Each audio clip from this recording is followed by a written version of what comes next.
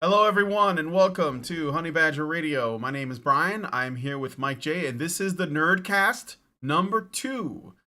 And we're going to be looking at a few different stories from the sort of like nerd or geek sphere. Stories regarding CD Projekt Red's Cyberpunk 2077, G4TV, or what's left of it, Grand Theft Auto, and Saints Row, and more. So stick around. It's gonna be a good time. And if this is something that you're interested in, or maybe there's something you'd like us to cover, give your thoughts in the comments and say, I want you to talk about this or that thing. It doesn't necessarily have to be a piece of news or some new release. Maybe you just want to geek out about something. Feel free to do so in the chat. So, all right.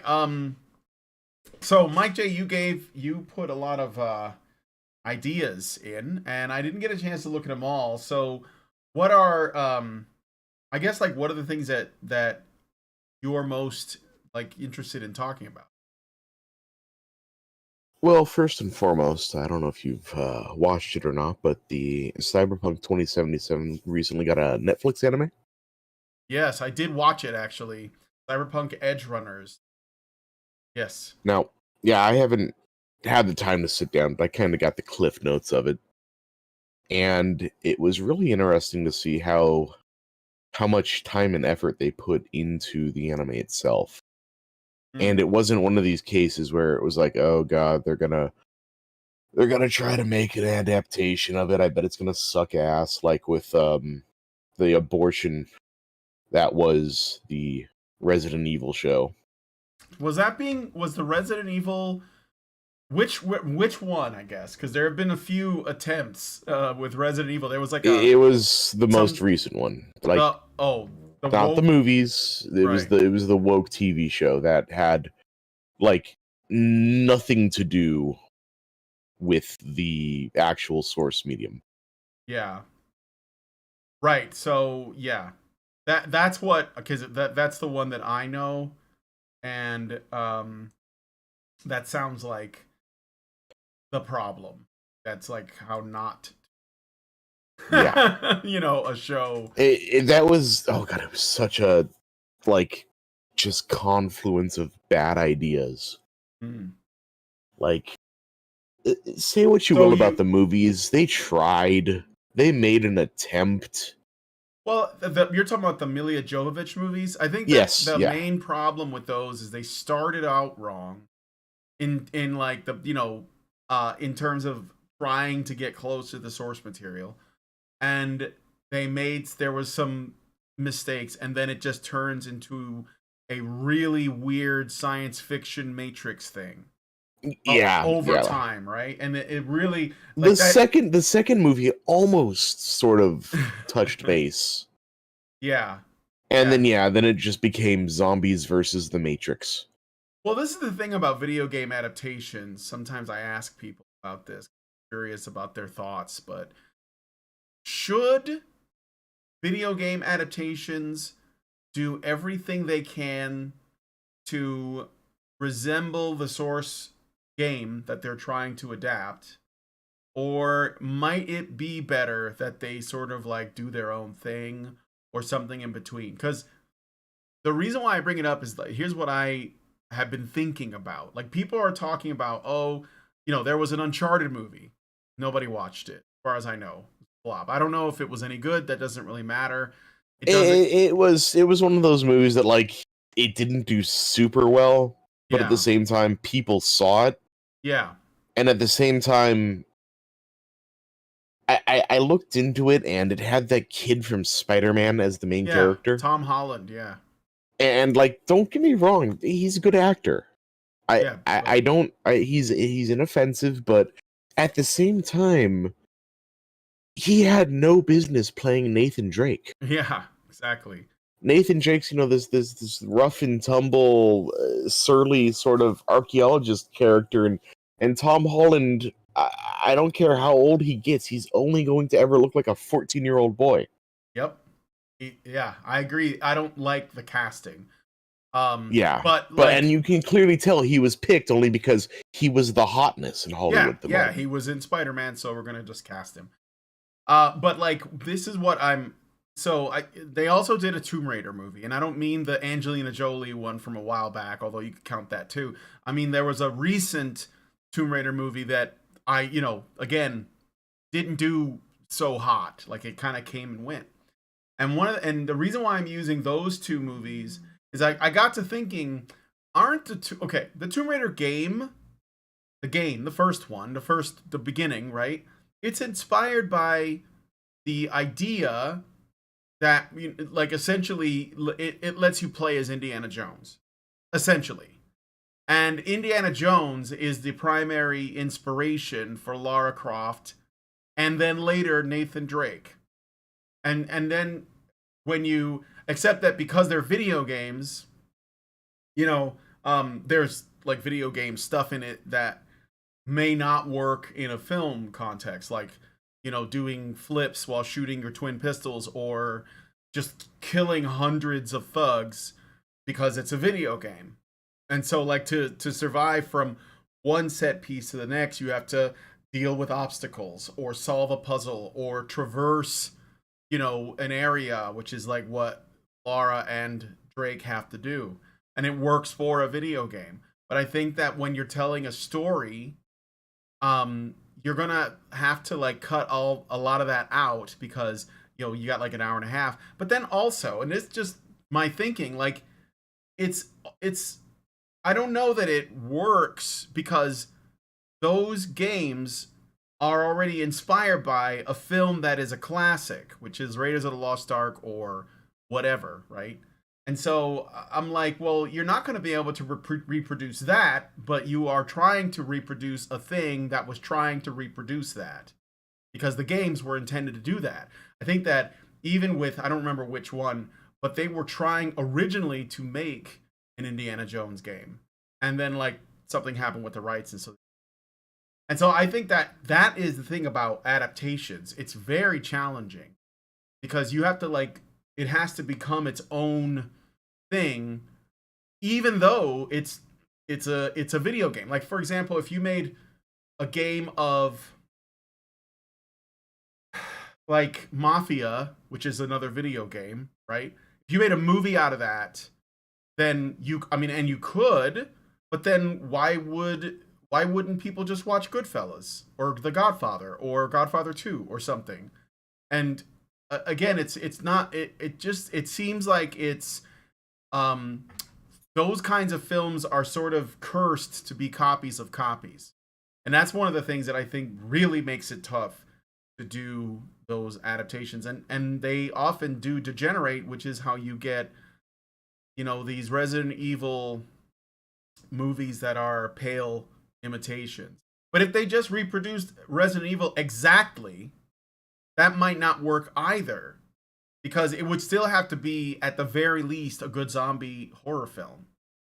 And, like, sometimes I think people get so caught up in trying to, be like, nail the accuracy, that they might miss out on, like, things like tone and story, which Resident Evil doesn't exactly have the deepest one.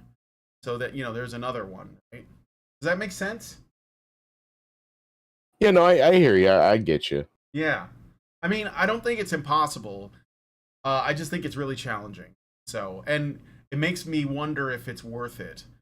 Um, but I understand that there are people who are, they're just really big fans, and they want to see, like, a live action adaptation of something, their favorite video game. But then, like, would you watch? Maybe you would. This could work, actually. Would you watch a live action adaptation of Grand Theft Auto San Andreas? If they, like, got hell yeah. I I would watch just for, like, like the top, like, 5 scenes, the oh shit, here we go again. All you had to do was follow the train, CJ. And stuff like that, man. That'd be fucking great. I'd watch that. If they had fun with it, and they acted like they knew it was a game adaptation, that would make it hilarious. I agree. you had to do was follow the damn train, CJ. Yeah. And you know that I have 2 number 9s, a number 8, a number 45 large. Yeah, right. But we'll come back to GTA in a little bit because I think we're gonna talk about that. But okay. So anyway, finish your bit on Cyberpunk before I start talking about that. So yeah, they requested an anime for it, and they got Studio Trigger on there, which is, you know, Studio Trigger is kind of legendary. They've done a lot of Kill la really Kill? big name animes. Kill la Kill, that's one of them. I mean, I've seen like the art style. I remember there was this like really obscure video game that was only available on the Japanese version of PlayStation, I believe. And it was called Namco X Capcom, and it was this really crazy strategy game where there was all these characters from various Namco properties and all of these characters from these various Capcom properties. And that was where I first saw this animation company because they did like the introduction to it, and I know them from Kill la Kill, but that's all that comes to mind.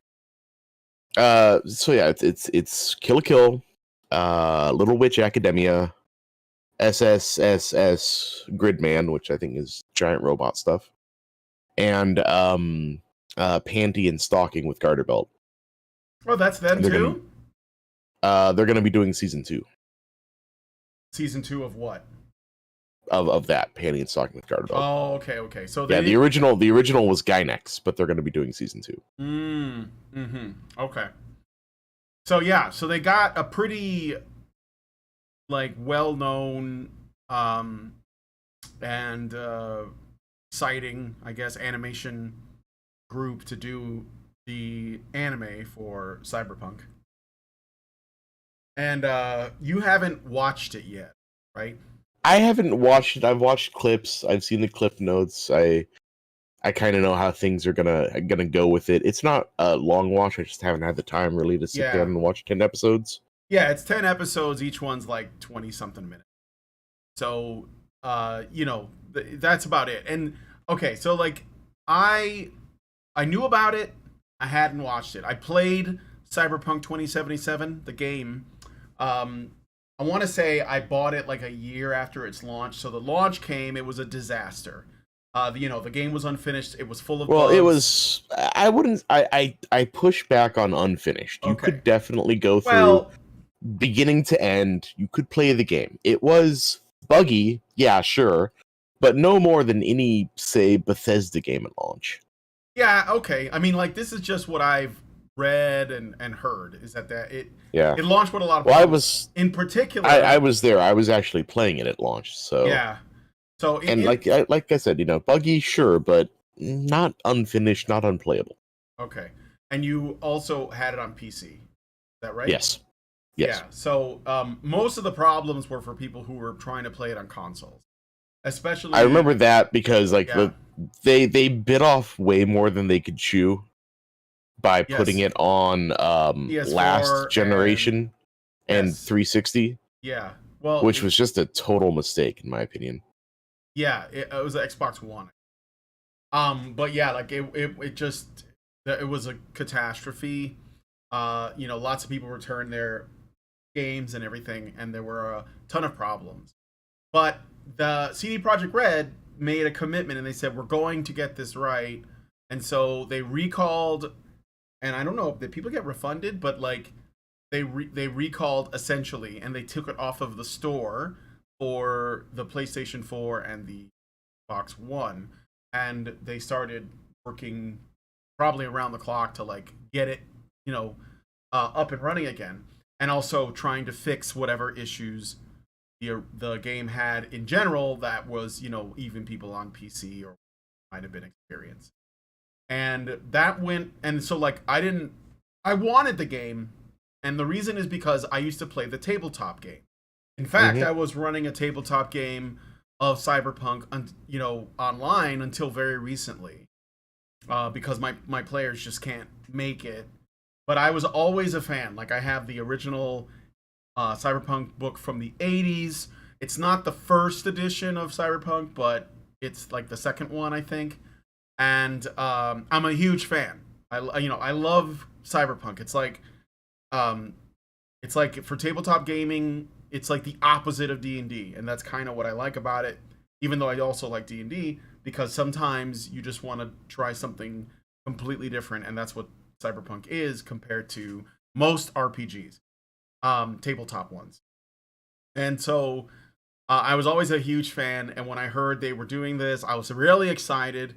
But I didn't buy the game at launch, and a year later, Steam put it on sale for half off, and I was like, it's been a year, and I looked, they had fixed a lot of the problems, and the game was half off, so I was like, I'm gonna buy it, and I did, and I played through it, and I kind of want to stream it, maybe play it again, because apparently there have been a whole bunch of other they've things done a whole bunch of updates. They've added a whole bunch of stuff. They've even added stuff from the anime itself into the game. Yeah, that's what I heard. That it has and they're also and they're also prepping. They're prepping right now for the DLC, which is going to be free. Nice. Yeah, I didn't know that, because like I said, I played through Cyberpunk 2077. It took me a couple months because I wasn't always on, so it was sort of like off and on. I'll do a mission, I'll do a side quest, and then I'll quit, come back to it. So taking your time, which is how I like to play video games. I like to go and just do it like, I've been playing Crash Bandicoot, this new Crash Bandicoot one where it's like it's called It's About Time or something like that, and I'll just do one level and then I'll stop, and then maybe the next day I'll do a level and then stop. So this way I can enjoy it for longer periods anyway. And so I finished Cyberpunk, and I thought it was solid. I don't have any complaints. And I hope that they expand on things. I just think that they made a solid game, and I enjoyed myself. And so, still a Cyberpunk fan. I told my wife, because I had paid for 1 month of Netflix, and the only reason why I did was because I wanted to watch JoJo's Bizarre Adventure Part 6 Stone Ocean, and it's the only way I was able to watch it. Like I looked around and I couldn't find it anywhere else. So I was like, I guess I'm gonna have to pay for this. So I did and watched it, and then I was like, well, I have this membership for the rest of the month. So I decided I'm gonna check out Cyberpunk Edgerunners, which is the anime. And my wife didn't want to at first. She was like, this anime looks lame, and and she likes JoJo, but I think that it's because I kind of made her watch it. But she didn't seem interested. And so I was like, well, I just want to watch one episode. And we watched one episode, and Lindsay was more hooked than I was. She was like, oh, I want to watch the rest of this. And so, because she kind of she was in my Cyberpunk game, so she started seeing things that she knows from the tabletop game in the anime. And I think that was what kind of draws people in. It's like what, it's the reason why people like to see adaptations. And I thought that, it was really interesting because she probably enjoyed it more than me. And I have some issues with the Cyberpunk anime.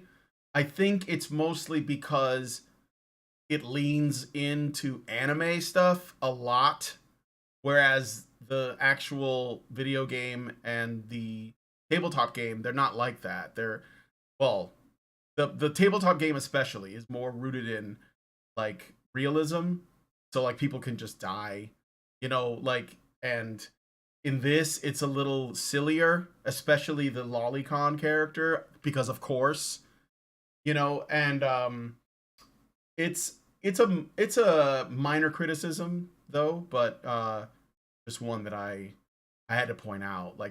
It's a very anime, and of course the people they got to make Studio Trigger. Yeah, that's what they do. So it's yeah, I knew it. Like that this is what they do, and I don't hate it. Like I mean, I think it's yeah, I like the story. It's pretty good. It's not deep. Like that's another thing too is that it's like a primer for the cyberpunk world.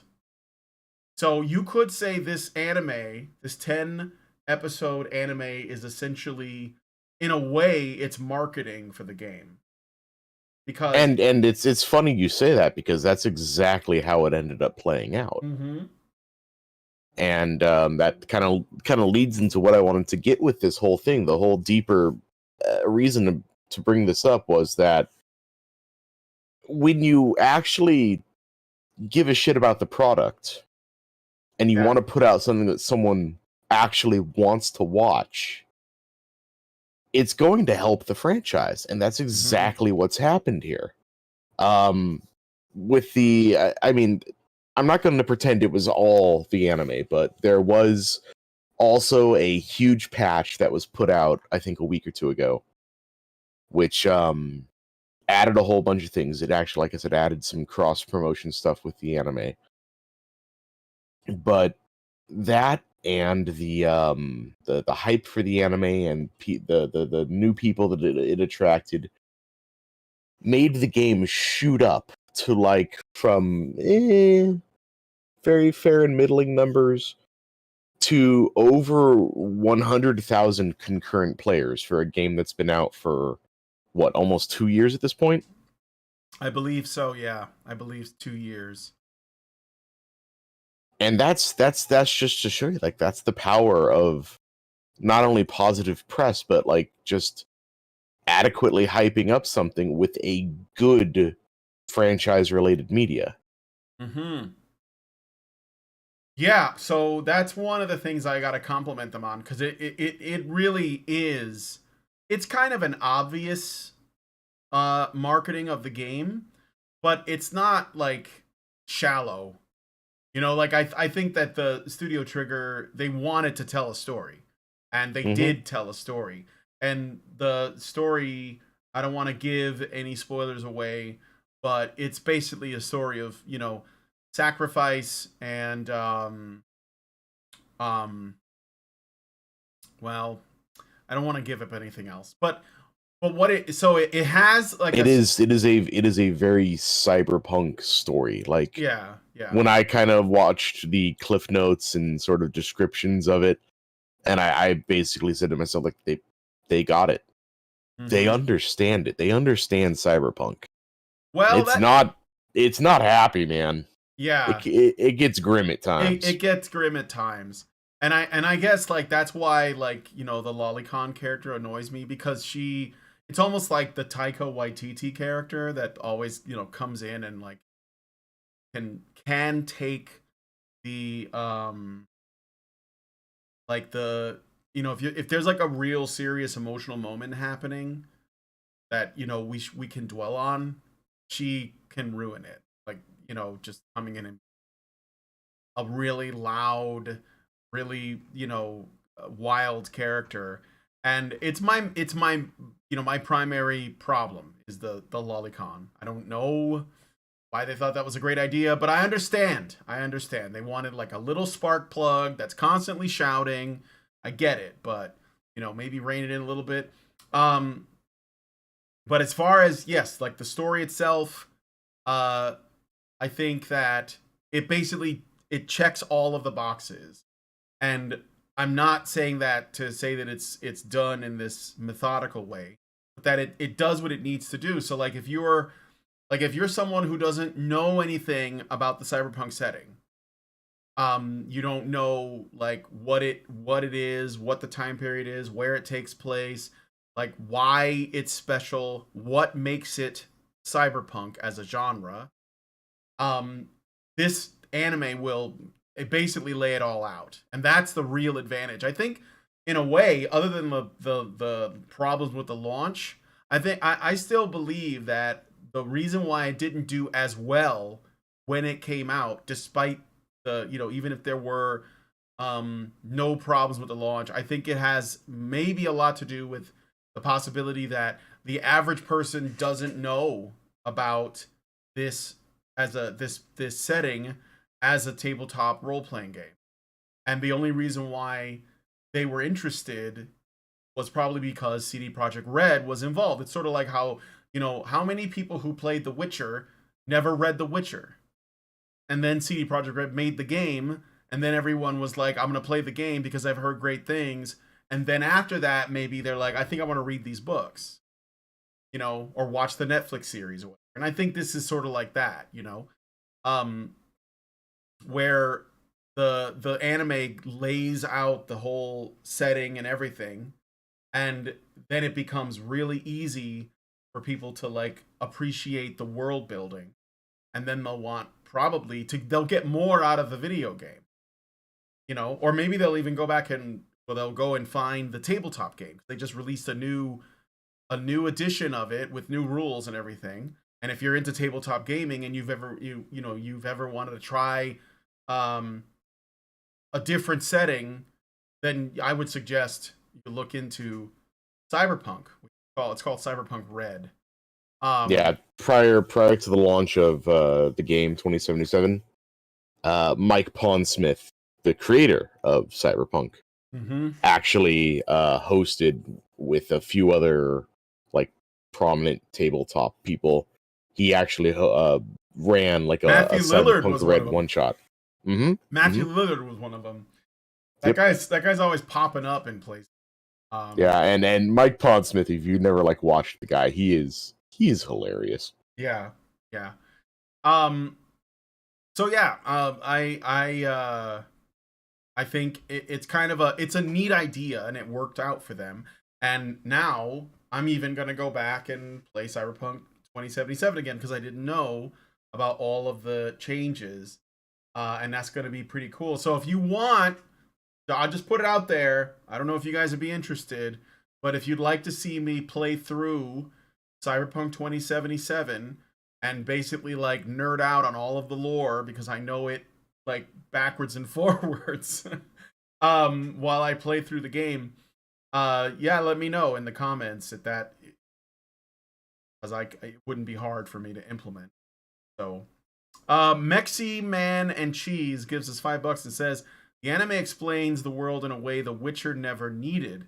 If you read the book, you enjoy it more, but everyone has seen witches and beasts before.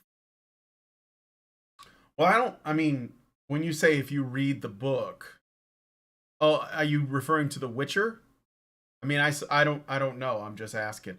There are, this is another thing too. I wanted to mention. Anime has been doing cyberpunk as a genre for like decades, right? Like so that's why, like, if you notice, I still have the characters on the screen. They have like a certain look that you probably feel like you've seen before, and a lot of it is because it is kind of borrowing from that. Like, have you guys ever seen what's an anime that's actually just a cyberpunk anime? Like Ghost in the Shell. Ghost in the Shell, yeah, or Ghost in the Shell Stand Alone Complex. That's usually the first thing that people go to. Basically anything with Masamune Shirow. Like, I think he did like Dominion Tank Police, same thing, and others. And then there's like Alita Battle Angel. There's some lower kind of like lesser known anime like Cyber City 0800, I think it is. I can't quite remember. So, and Akira, which it is a cyberpunk genre, despite the fact that there isn't a lot of cybernetics in it. Bubblegum Crisis. Yeah, so they have been doing this genre forever, and it's mainly because they fell in love with Western cinema that was sort of demonstrating that. It was what was it? Blade Runner, right? And like anything like that. But Blade Runner primarily was like the big one. And so you can find Appleseed, Genocyber. Yes, thank you. Cyber City 080. Yeah, that's the one I was trying to pronounce before. There's tons. And so like if you guys like know of any other ones, mention them in the comments. And if you've seen Cyberpunk Edgerunners and you have some thoughts on it, share them in the comments, like, did you enjoy it? Did it make you want to play the game? Because I mean, that's kind of what it did, and I think that's kind of a genius move. It created interest, and this is how you do it well, by the way. This is what I mean when I was talking before about like some of the challenges to adapting a game like Uncharted or Resident Evil is that people want to see specific characters because those games are centered on specific characters. But Cyberpunk is not something that does that. Cyberpunk is something that it's a genre, and so you can make whatever character you want because that's kind of like, you know, it's one of those open world RPGs in that way. And that means that if they wanted to tell a story, they could just come up with a bunch of original characters. Do you know if Mike? Do you know if they're gonna like do another season? I know. That's what everyone is asking right now, and I mean, historically speaking, Studio Trigger really don't do sequels. Right. They kind of come in, they drop a absolutely shit hot season 1, and then they bounce. Yeah. But because this is such a hot property, because they made it that with this anime and reignited all sorts of interest into it. I mean, I'm sure if there's enough money thrown at them. Yeah, well, maybe. I'd be interested to see how they do it. I won't say anything else about that. Did I say Alita Battle Angel or Battle Angel Alita? That's another one. Yeah. Okay. So, anyway, do you have any other thoughts on this? That I'm just glad we got a good one for a change. Yeah, I mean, yeah, I enjoyed it overall. I couldn't believe my wife liked it more. I mean, I liked it, but that's great. She was just like, she just wanted to talk about Cyberpunk as like as a genre because she was trying to, I think, verbalize why she liked it, even though, and this is the thing, the Cyberpunk genre often dances with nihilism or outright sort of like, you know, makes it a major part of the story. But if you do it well, the characters in your story will essentially try to crawl out of that dark hole, even though, you know, it looks impossible, because they have to find something to like keep living for. And that's the thing about the Cyberpunk genre that I like, because I think fantasy, and I love fantasy too, but fantasy is usually about the hero's journey. It's usually about you know, like they're usually more optimistic, right? Like they're about going on adventures and like exploring the edges of you know, of the civilized world and dealing with the darkness and so on. And those are all fantastic. I love it, right? I love Lord of the Rings. It's basically that.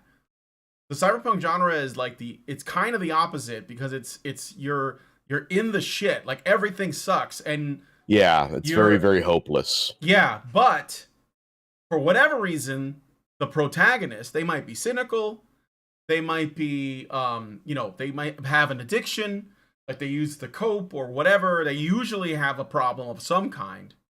But what they're looking for is a reason to keep living and surviving. And so it's like a different admirable trait, right?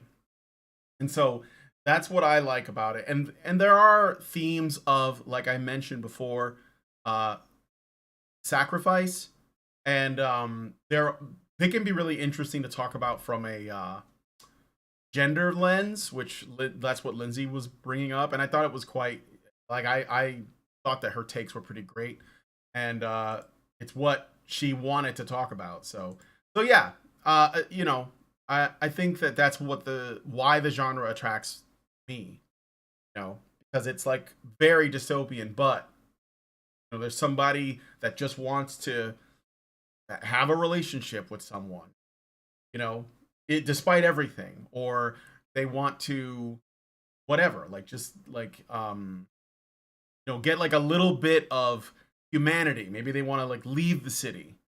Maybe they want to go to the moon. Maybe they want to, maybe they find a pet or something, and it brings them joy or a purpose, a sense of purpose. So, anyway, with all that said, I guess we can move on to the next thing. So what else you got? I see something about G4TV. Yeah, we're gonna bring up G4 again, or the relaunch of G4TV. If you haven't heard it,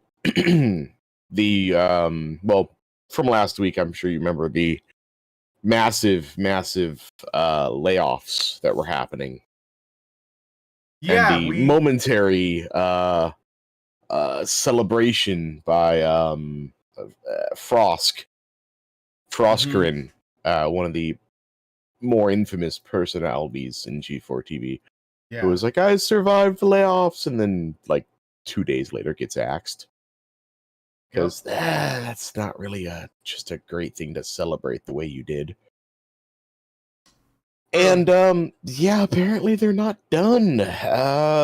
They recently just axed Kevin Pereira, who was another like big name from the OG G4. Mm-hmm. He was the lead in their sort of variety show called Attack of the Show. Oh, wait. So which Attack of the Show is part of G4? Yeah, What? they were. Okay. That was kind of their biggest drawback in the day.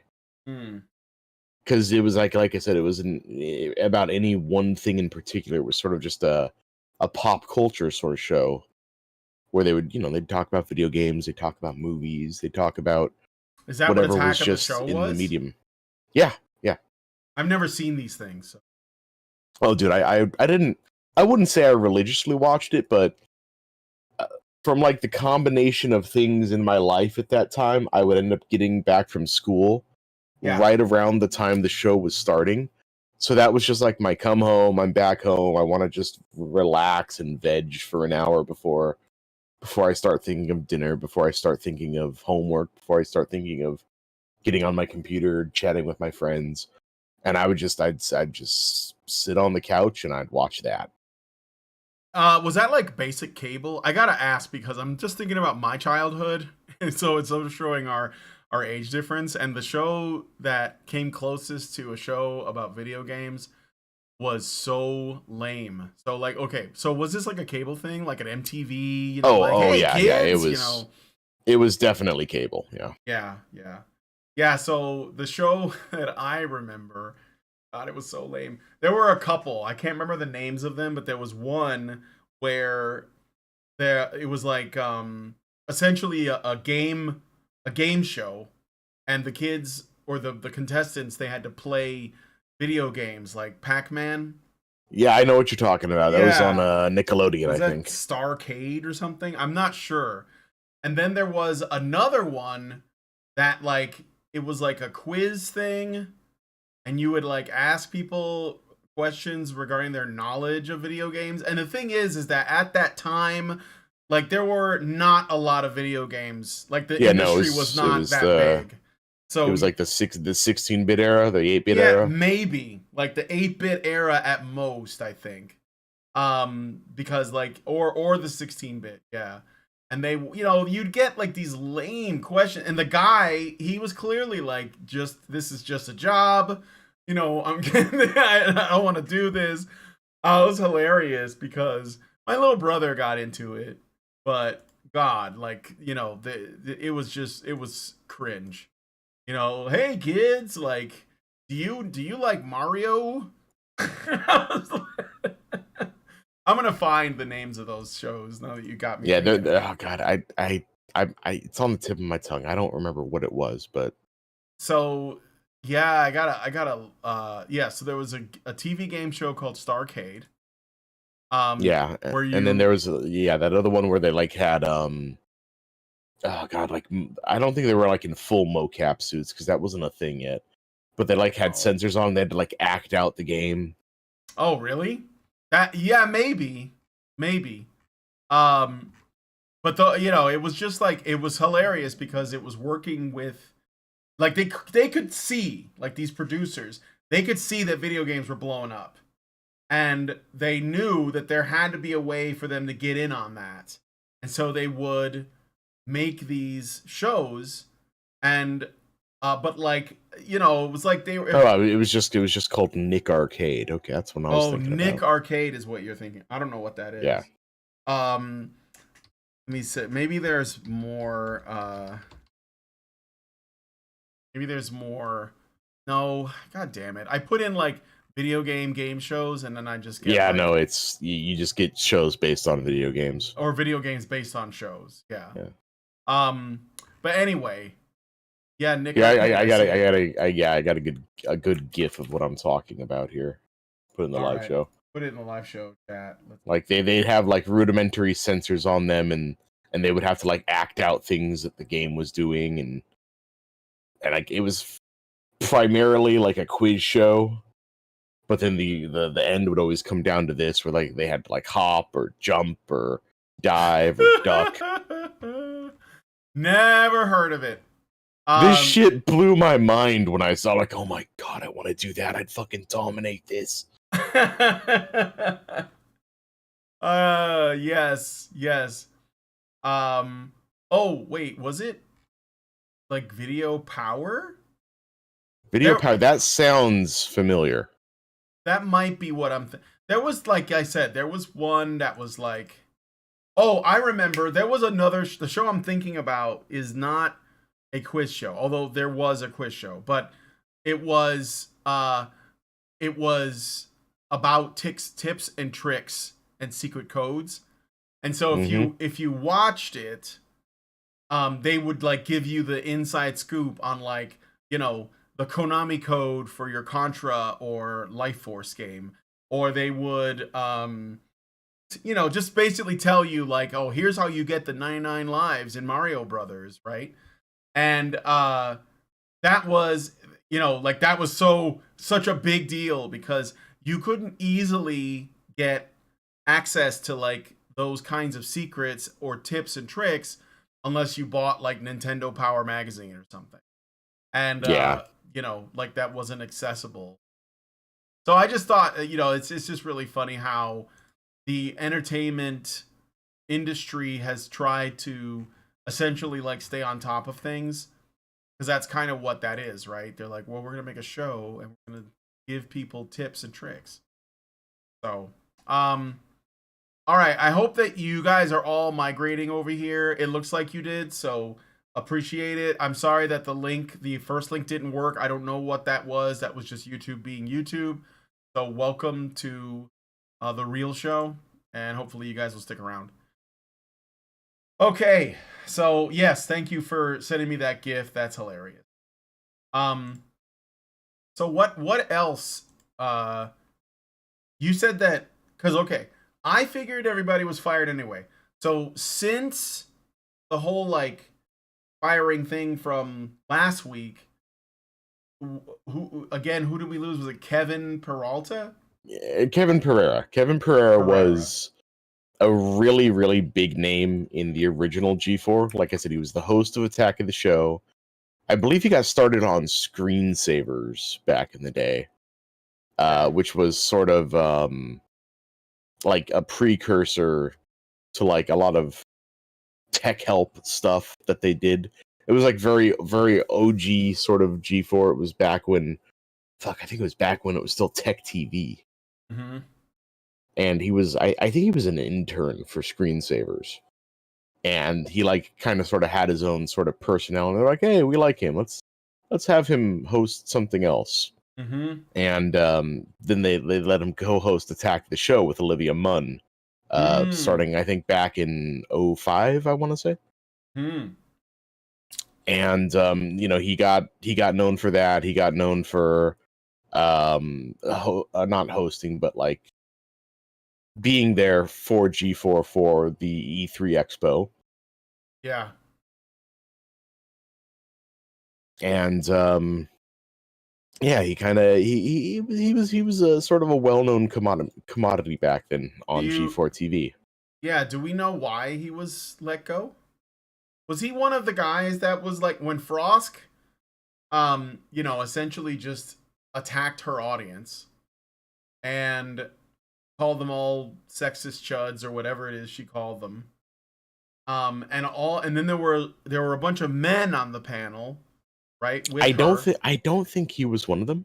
Okay. And they all like cheered her on and they were Yeah. tell him Frost, right?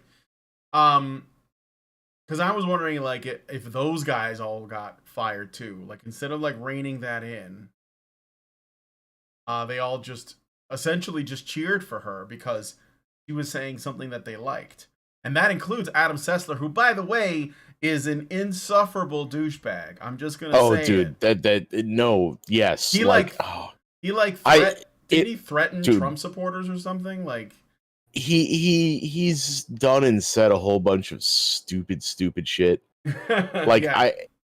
I remember like being absolutely shocked when I learned this because on G4TV there was another show that I liked. It was also on Tech TV.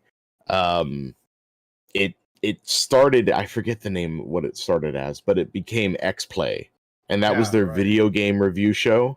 Yeah.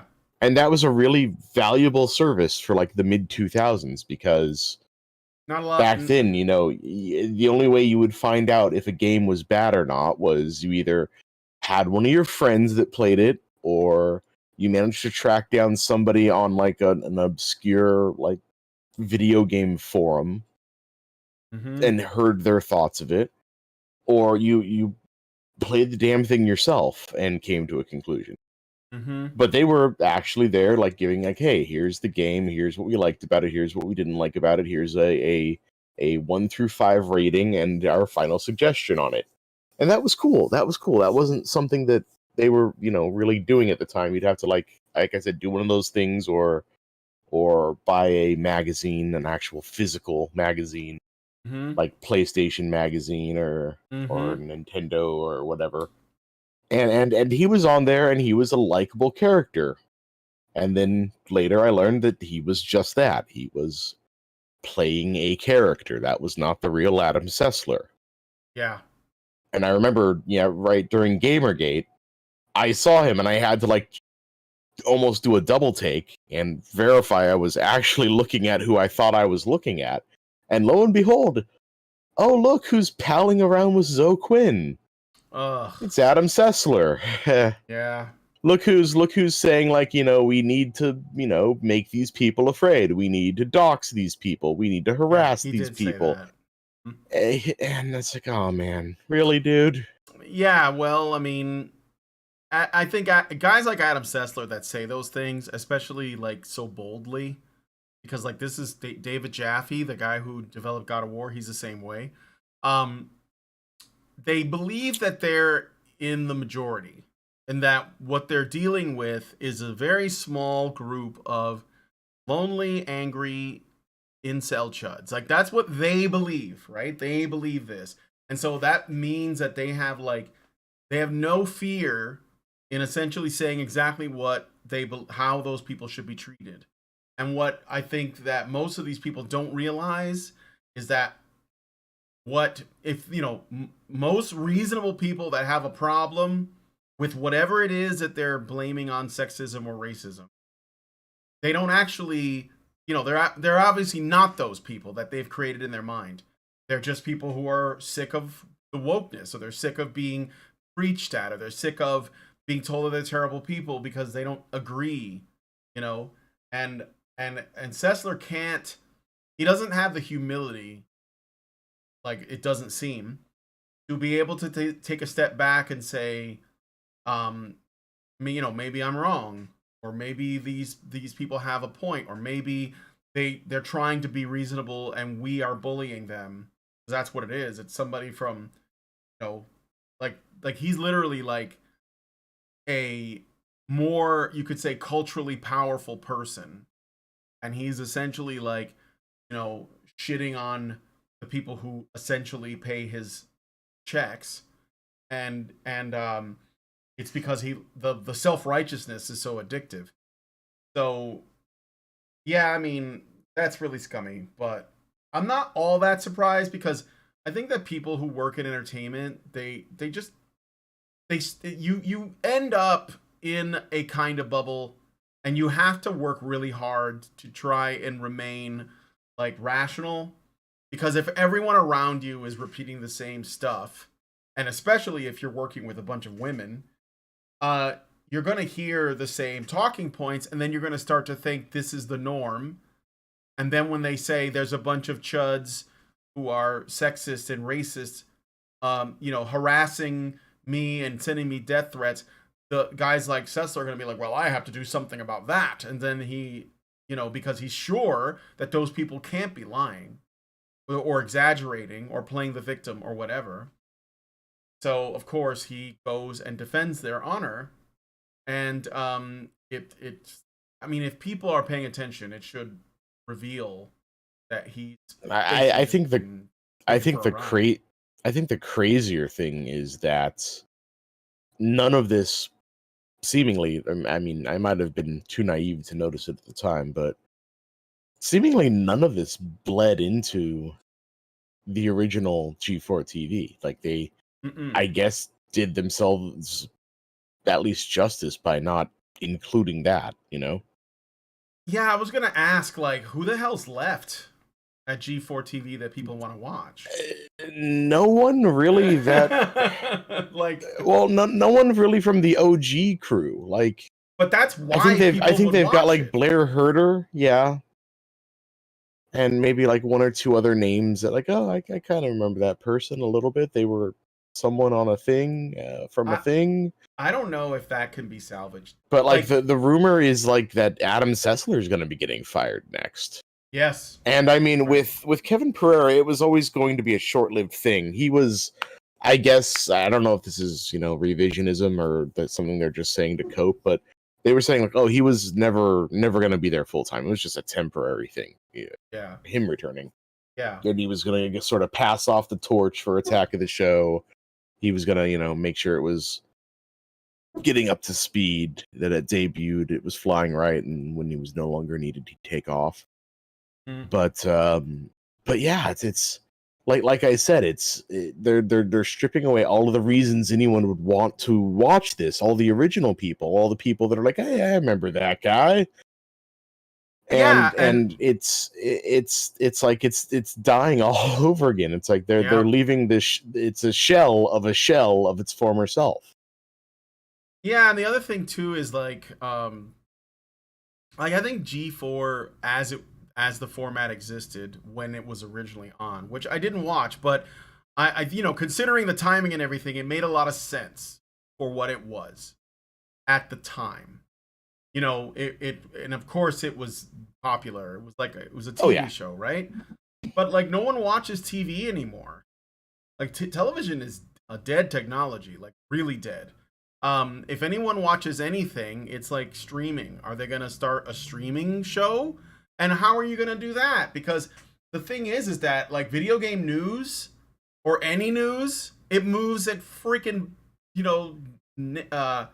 neck-breaking speed. Like there's a new update or piece of information every day. So they couldn't possibly keep up with it. And also, like, so that kills any like hope of them doing video game news. Unless they have like a scoop that no one else has, then maybe, but I don't think that's like, that doesn't seem like the norm these days. It seems like there's like, what you're more likely to get is somebody leaks something, like they leak, TA6, for example, and then all of the journalists are scrambling to cover it.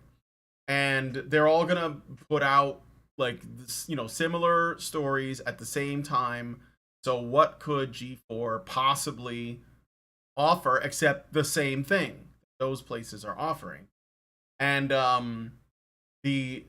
maybe discussion around video games or or pop culture or whatever would be better, but I don't think they can do it better than so many content creators on YouTube already, including this channel. Because I think that you can easily take for granted like how long someone has, or how much experience someone has either in the industry or just as a gamer.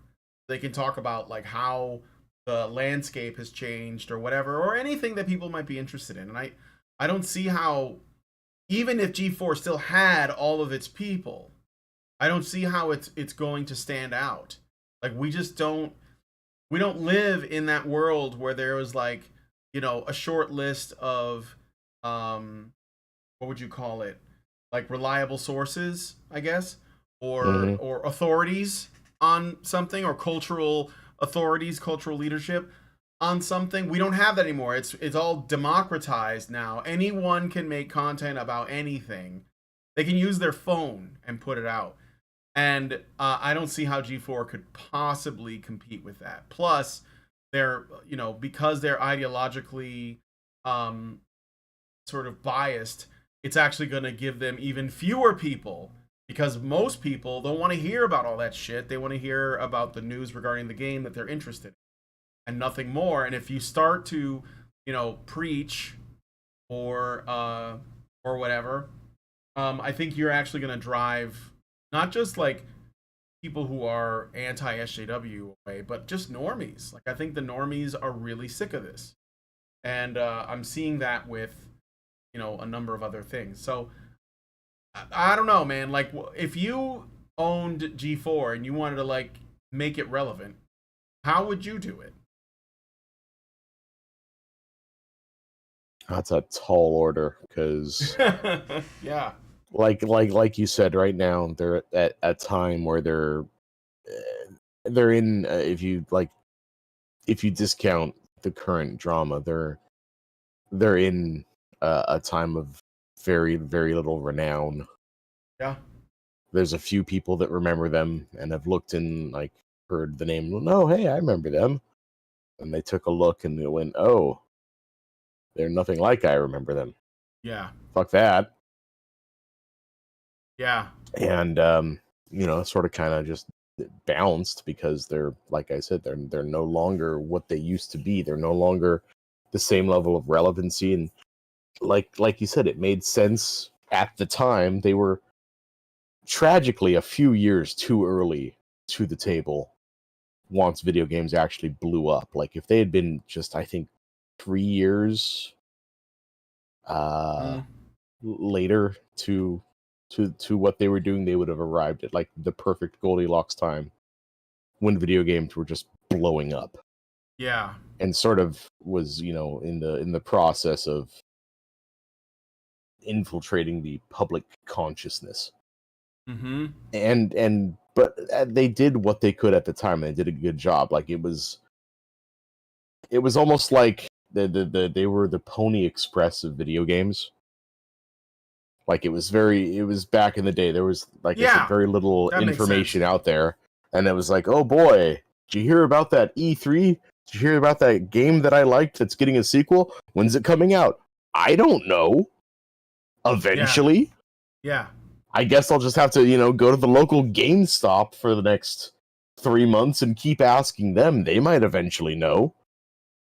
But I guess I'll just wait to see commercials for it. And now it's like any game you want to know anything about, it's like, oh yeah, that's expected to be coming out, Q5 of 2028, and Mm-hmm.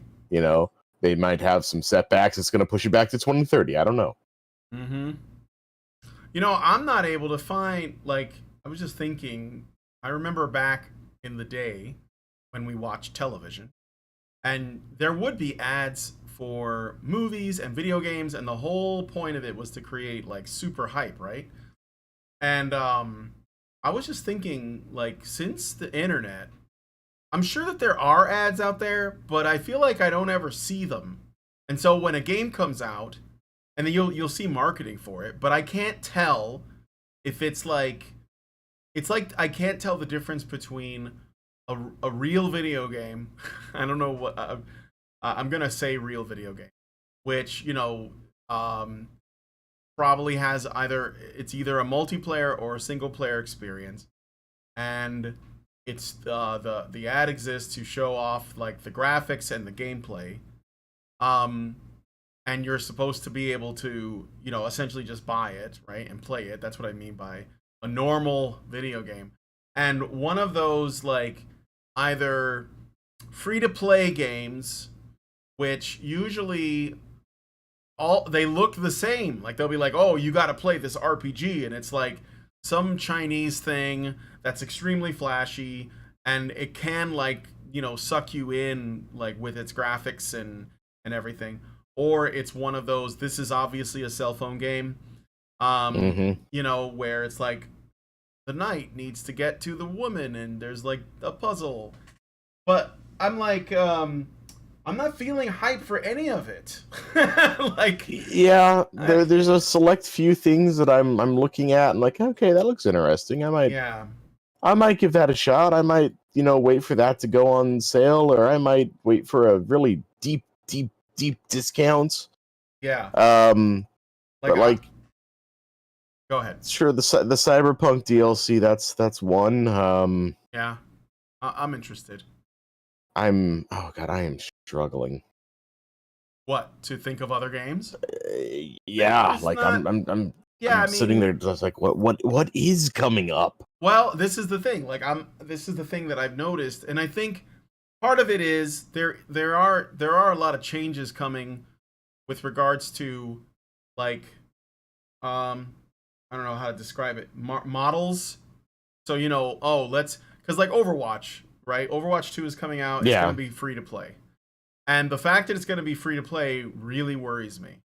And so I'm kind of like, if my wife really wants to do it, because that was like all of our memories together when we first met, then I'll consider it.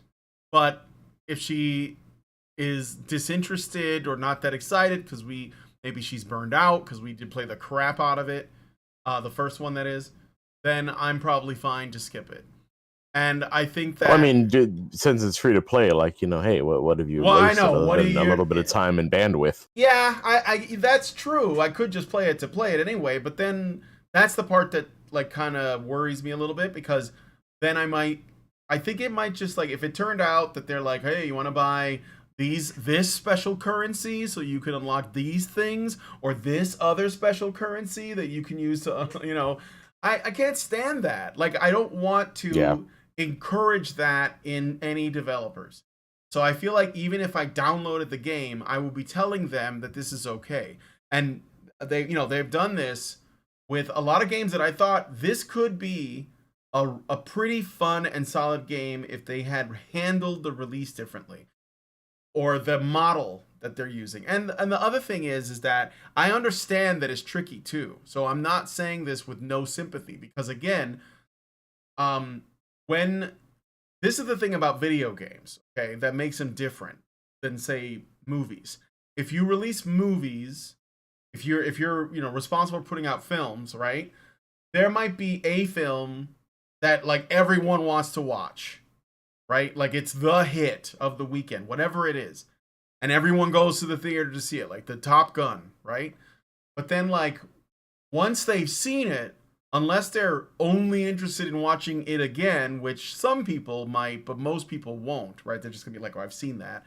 Then the next weekend, they're gonna be looking at a different movie, because, like, that's the end of the experience. Like, you go and you sit down for 2 hours and you enjoy yourself, and then you're done, and now you're looking for the next thing.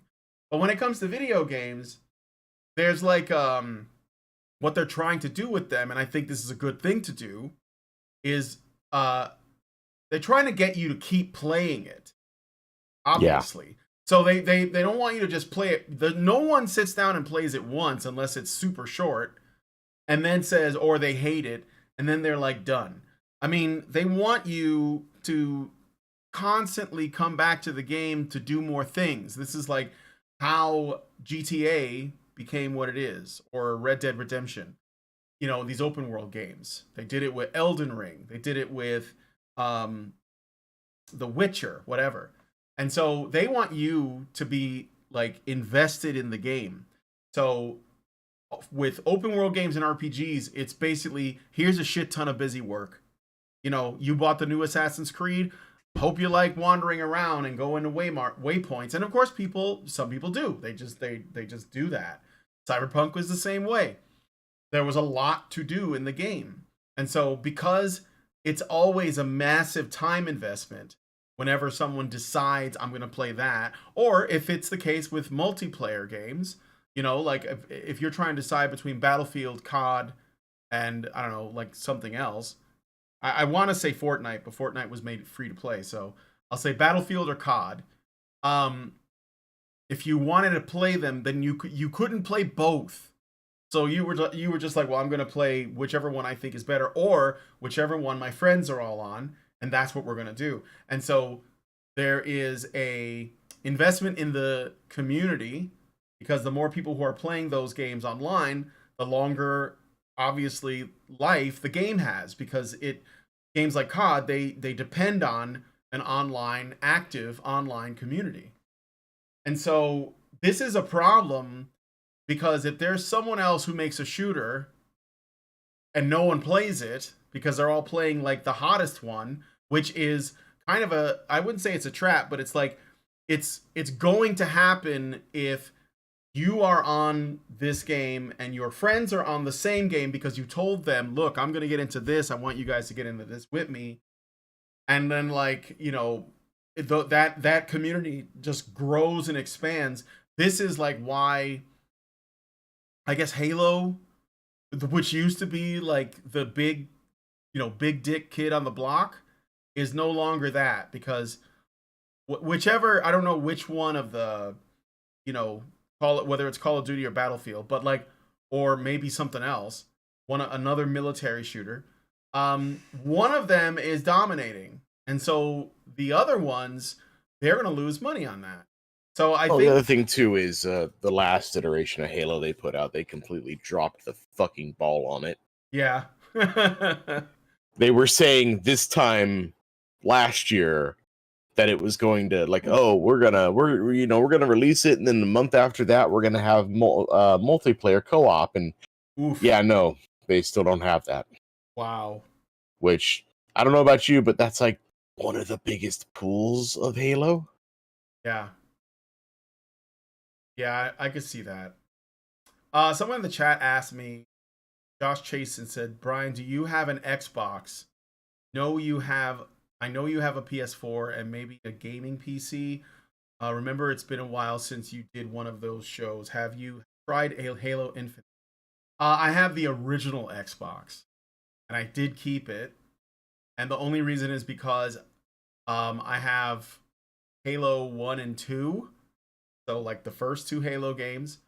And I also have The Warriors, which is my favorite Rockstar game that like no one talks about. Everyone keeps gushing about Bully, but The Warriors, I love that game. Based on the movie of the same name, from the 1970s. And what was the other thing I had on the original box? Halo, two Halo games. No, that's it. I just had 3 games. So, I have not played Halo Infinite. I've honestly I only played Halo 1 and 2, and that's it. So, and I played like multiplayer, like, you know, the local 4-player GoldenEye shit. Yeah, we used to play that a lot. That's why I had it. So, thank you for that. Zeranx gives us $5 and says, during your 2077 playthrough, can you cover different types of punk if you know them and what makes them punk? Diesel, etc. Not a lot covering that. Sure, I mean, yeah, if you guys want me to, I'll do it. I mean, like, the way, just in a brief sense, the way that I see it, when people come up with things like steampunk or diesel punk, they're basically just, it's like cyberpunk, but they're basically altering the timeline. So in the cyberpunk future, everything is digital, electronic, right? And that's the aesthetic, and it's based in a cross between like the way the 1980s thought the future would look. So not look at Back to the Future 2. It's kind of perfect, you know. But the way that we thought the future might look in the future, in the 80s, mixed with essentially cybernetic technology. And the other kinds of punk, they're very similar, but it's almost like they have different a different skin on it. So maybe it's Victorian England instead. Oh, and then you get steampunk, and people are wearing monocles and shit. But it's like it's not dissimilar. It's kind of just an aesthetic thing. And I think that diesel punk is like that. And there's been others. I can't think of them off the top of my head, but yeah. Albert Nader Retro gives us $5 and says G4, the place that used to dangle hot dogs on a fishing line for Olivia Munn to eat, now cares about objectification. Ah, well, Yeah. yeah. I mean, basically, but Olivia Munn didn't seem to care. So, Oh no, like you can say a lot of things about OG G4. They knew their audience. yeah, They knew their audience was a bunch of horny teenagers, specifically boys, and they played to their strengths. They played to their audience because they actively liked their audience, or at the very least wanted the audience to watch them. Well, what's funny about that is that those boys are the same. Probably a lot of them are the same people who were hoping that this would make a comeback, right? Like they're just older, but yeah. I mean, when I heard about it, I'm like, hey, cool, they're doing that, and then I learned why I heard about it, which was the Frost blow up, and I'm like, oh, yeah, this is exactly what I feared. Because for the longest time, I don't know if you've ever heard me rant on about it, but for the longest time, I was like, man, God, it sucks that G4, died when it did. If they were only just delayed for a few years, they could have come in right when video games were blowing up, and they would have been so successful, and they would have been on today. And then I yeah. thought about that more, and then I'm like, oh God, oh no, imagine how they would have been. Like, imagine how they would have been during the height of Gamergate. Well, And I was always yeah. wondering, like, who would they have sided with? And I learned what I learned about we Adam know. Sessler. Yeah. Then I learned what I learned about Kevin Pereira. And I'm like, yeah, no, they would have, unless they were like told specifically by the studio higher ups, like, you are not going to mention this. You're not going to side against our consumers. You are not going to do anything to jeopardize what we have here. No, they would have shit all over it. Yeah. The there, I mean, like, I figured it would have been amazing to see anyone from the industry side with Gamergate, but I would say almost no one did, with only a small number of exceptions. And like, American McGee and what's the name of the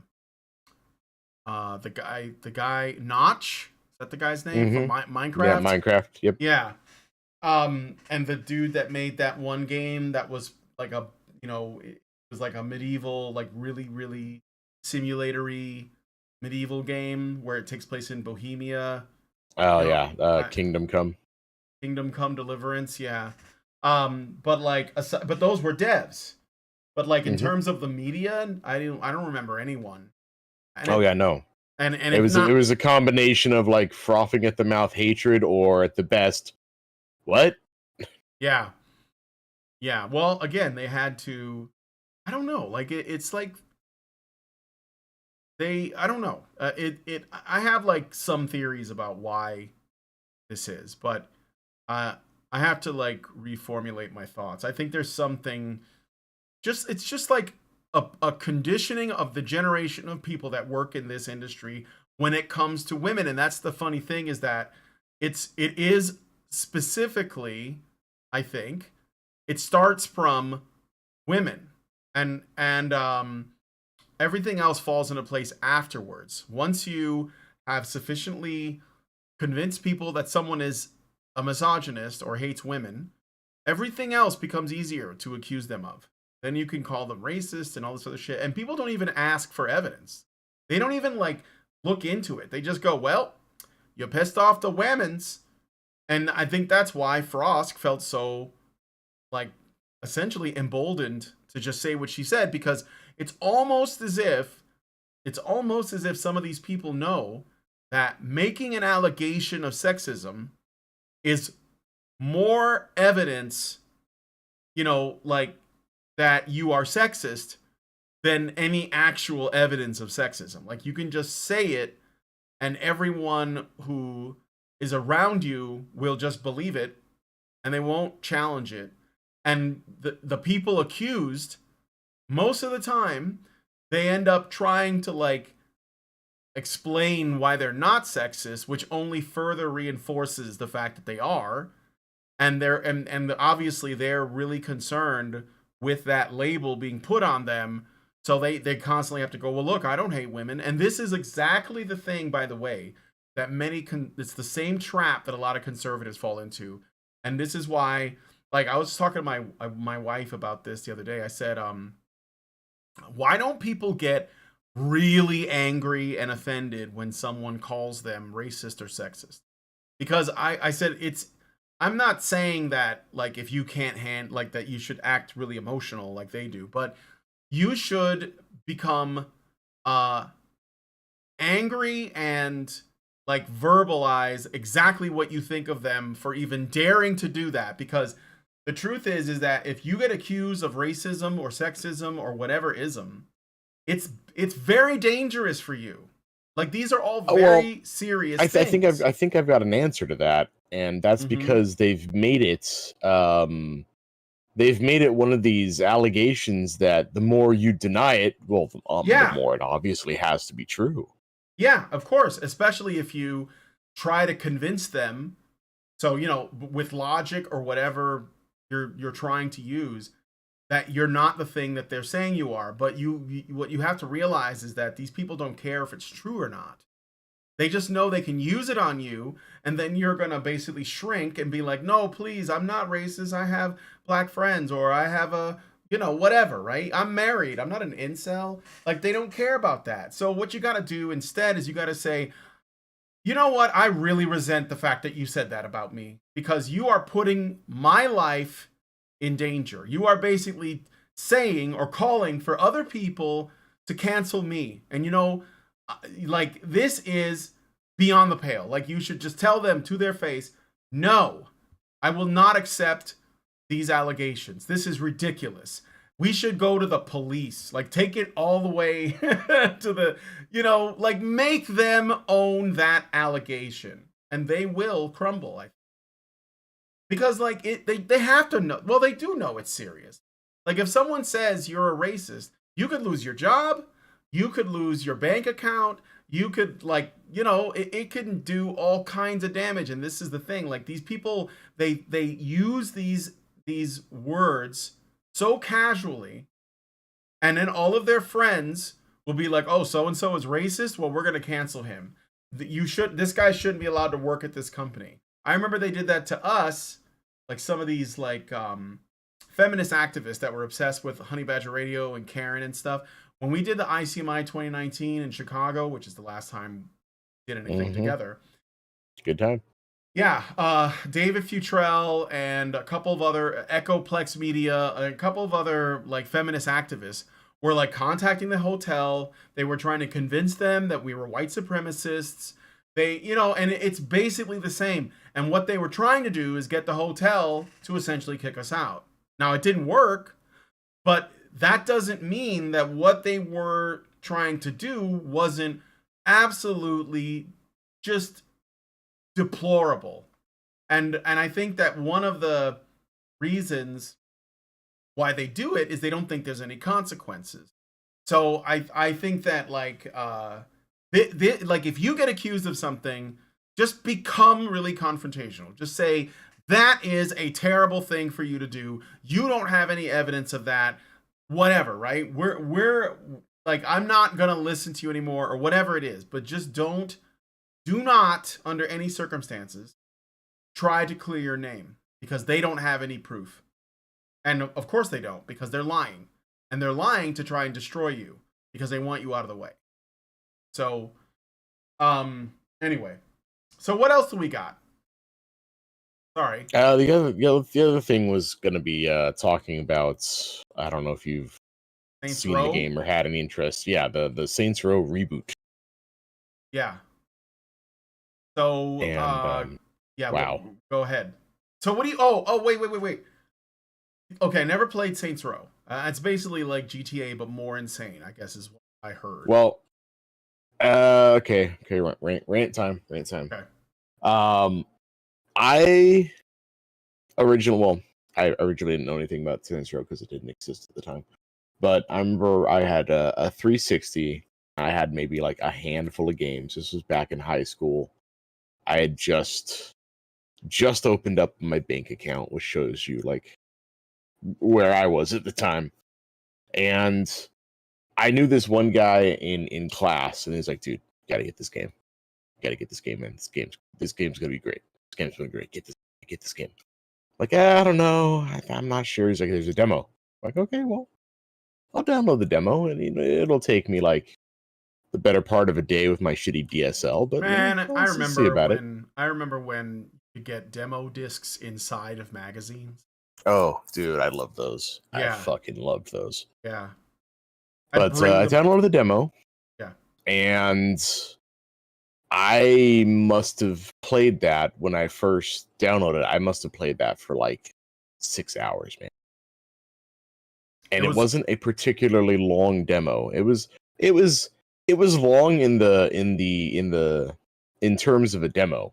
Because basically it like how some demos are like, oh, we're gonna just cut out like this really, really, really cool part of the game that happens 4 hours into the game and maybe make a few tweaks so there's not as much cutscene and there's just more gameplay. They didn't do that. Instead, it was quite literally the first hour of the game. And they let you just experience it. Yeah. And like there was open world to it because it was, first and foremost an open world game. Sure. And they had like little artificial boundaries that you couldn't cross. Although if you know what you were doing, you could bypass them. It was funny. It was I still remember how to do it too. Once one of my friends showed me. You basically lured an NPC car towards the border of the world, and because like I said, it was just a fenced off little portion of the map, and you got the car to hit you and push you out of the border, and then you could explore the entire map. The entire map was in that demo. Of course, there was nothing to do. There were no missions. There were no NPCs. But you could explore check out the entire map. It was cool. And like I said, they let you have like the first 4 or 5 missions unperturbed. They didn't change anything. And you had access to the full character. Half of my time fucking around in that game was just messing with the character creator. Because it had, at the time, probably one of the best character creators I had seen in the game. Yeah. Yeah. And it was so dope. And I'm like, when's this coming out? I will buy this. I will buy this day one. And I did. And I remember having just a complete and utter blast. Even the multiplayer, which looking back on it seemed pretty tacked on. But even the multiplayer was pretty fun. Saints Row 2, I remember that, and I learned that was coming out because the first game ended on such a cliffhanger. And the second one, I remember that was one of those games where it was like one of the first games I ever ended up pre-ordering it. And oh my goodness, it was so funny. I was like, you know what? I'm working a job right now. I'm living with a relative. I don't need to. I can splurge on this, and I got the big fancy special edition or whatever, which came with like physical media stuff. That was the funniest thing. Like it came with like a calendar. It came with like a necklace or something. Yeah. Yeah, this is like back in the day when you got like physical things for pre-ordering a game with the special edition. Yeah, sure. And you also got a USB that was shaped like a bullet. Okay. And preloaded on there was like a bunch of backgrounds of the game, like wallpapers. And it's like, oh man, just to show you what time this was. That bad boy held 512 megabytes. Ooh-wee. Yeah, which is like, oh wow, this is infinite space. I can put like 50 songs on this thing. Exactly. Who has Yeah. time to listen to them all? I could put half of a movie on here. Yeah. But yeah, that was the time. I was super excited, and the second game even better than the first. The main character actually spoke in this one. Where before they kind of played up the silent protagonist thing in the first game. Although it was funny. There's like exactly I think 5 moments in the first game when the character speaks. Yeah. And it's always hilarious when he does. Because it just comes out of nowhere. Yeah. And like I said, second game even better. And they also came out at a very interesting time. I do believe when Saints Row 1 came out was around the time that Grand Theft Auto 4 was making the rounds. Yeah. And Grand Theft Auto 4 got a lot of flack for not being Grand Theft Auto-y enough. It was more grounded, it was more serious, it was more severe, it was more it was less of that fun that like we knew, say, San Andreas for. Yeah, exactly. Where, you know, you're still in a jetpack and flying a jet and helicopters and parachuting and all this crazy crap. And yeah, the best you could get in 4 was like a helicopter. Well, the funny thing about 4 is it's actually the first GTA game I ever bought. So I played a bit of 3 and I played a bit of Vice City. And because I had friends that had it, and we would get together and try to max out our stars and see how long we last, right? That was like what we did with GTA. And then I heard about GTA 4 and I was like, well, I'm going to get this one because I never bought them before and I might as well. I want to be able to at least like say that I played one from start to finish. But GTA 4 was, I was like, something about this doesn't seem right because it's just like you said. It was like trying to be serious. And meanwhile, and I knew about this even though I never played these games, like, while Rockstar was trying to grow up, and that's what I think it seemed like they were trying to do with GTA 4, the developers at Saints Row were like going all the way the other way, Yeah.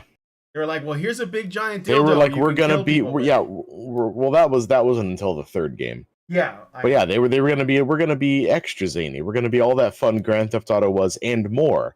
And they had very, very, very much expanded mechanics. Yeah. Like, I remember that was the first game where, like, one of the biggest things, say, like in Grand Theft Auto 3 and San Andreas, was doing a drive-by in those games was really, really hard because you basically pointed, like, outside of the car, like, just 90 degrees, and you had to steer the car if you wanted any control over that. Or be on a bike and you could shoot in front of you, which, was a little bit better, but still, you had to steer the bike to steer the shots. Whereas in Saints Row, you could aim wherever you want. That was huge. And it's like, bro, this is something I've never seen before. This is revolutionary.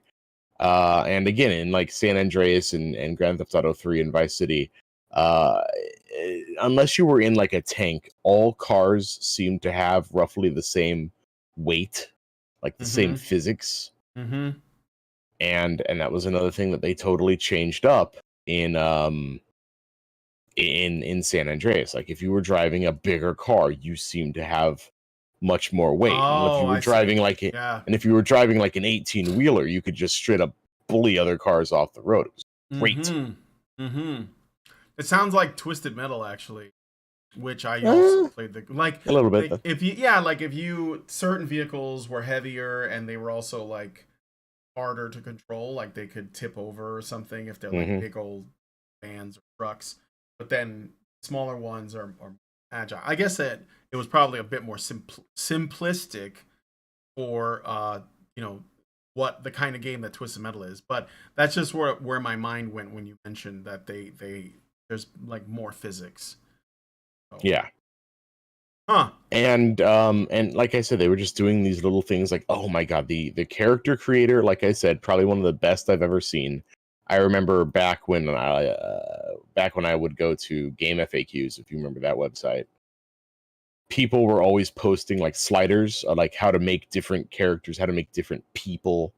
Like, hey, do you want to play the game as Agent 47 from Hitman? Just use these sliders, and you can basically make Agent 47. Yeah. Or, you know, like Lara Croft from Tomb Raider in the second game, and all sorts of things like that. And it was really just neat how you could just, with the right settings and tweaks, you could basically make any character from any fiction, or at least get very close to them. Yeah. The clothing customization. I've never seen a game with such good clothing customizations, and that hurts so badly because after 2, every other game was a step down in terms of that. Like, I remember one of the coolest things was like, if you put on like a big chunky necklace, it had physics, like you'd see it sway back and forth, and it seemed to be like its own model, its own thing. And then after 3 and all games afterwards, if you ever bought a necklace, it just looked like it was painted onto the character, like it was a texture rather than a model. Sure. Yeah. And that just disappointed me so much. So then, this Saints Row game is actually a remake of the one that you've been describing. No, it's not. It's not even trying to be. Or no, reboot. It's it's a reboot. Okay. Yeah, and they always said it was going to be a reboot. And that's like, okay, fine, sure, whatever. It's been some time. The last formula kind of got stale. Like the last 3 games were all in the same engine. It was Saints Row 3, Saints Row 4, and then Saints Row Gat Out of Hell.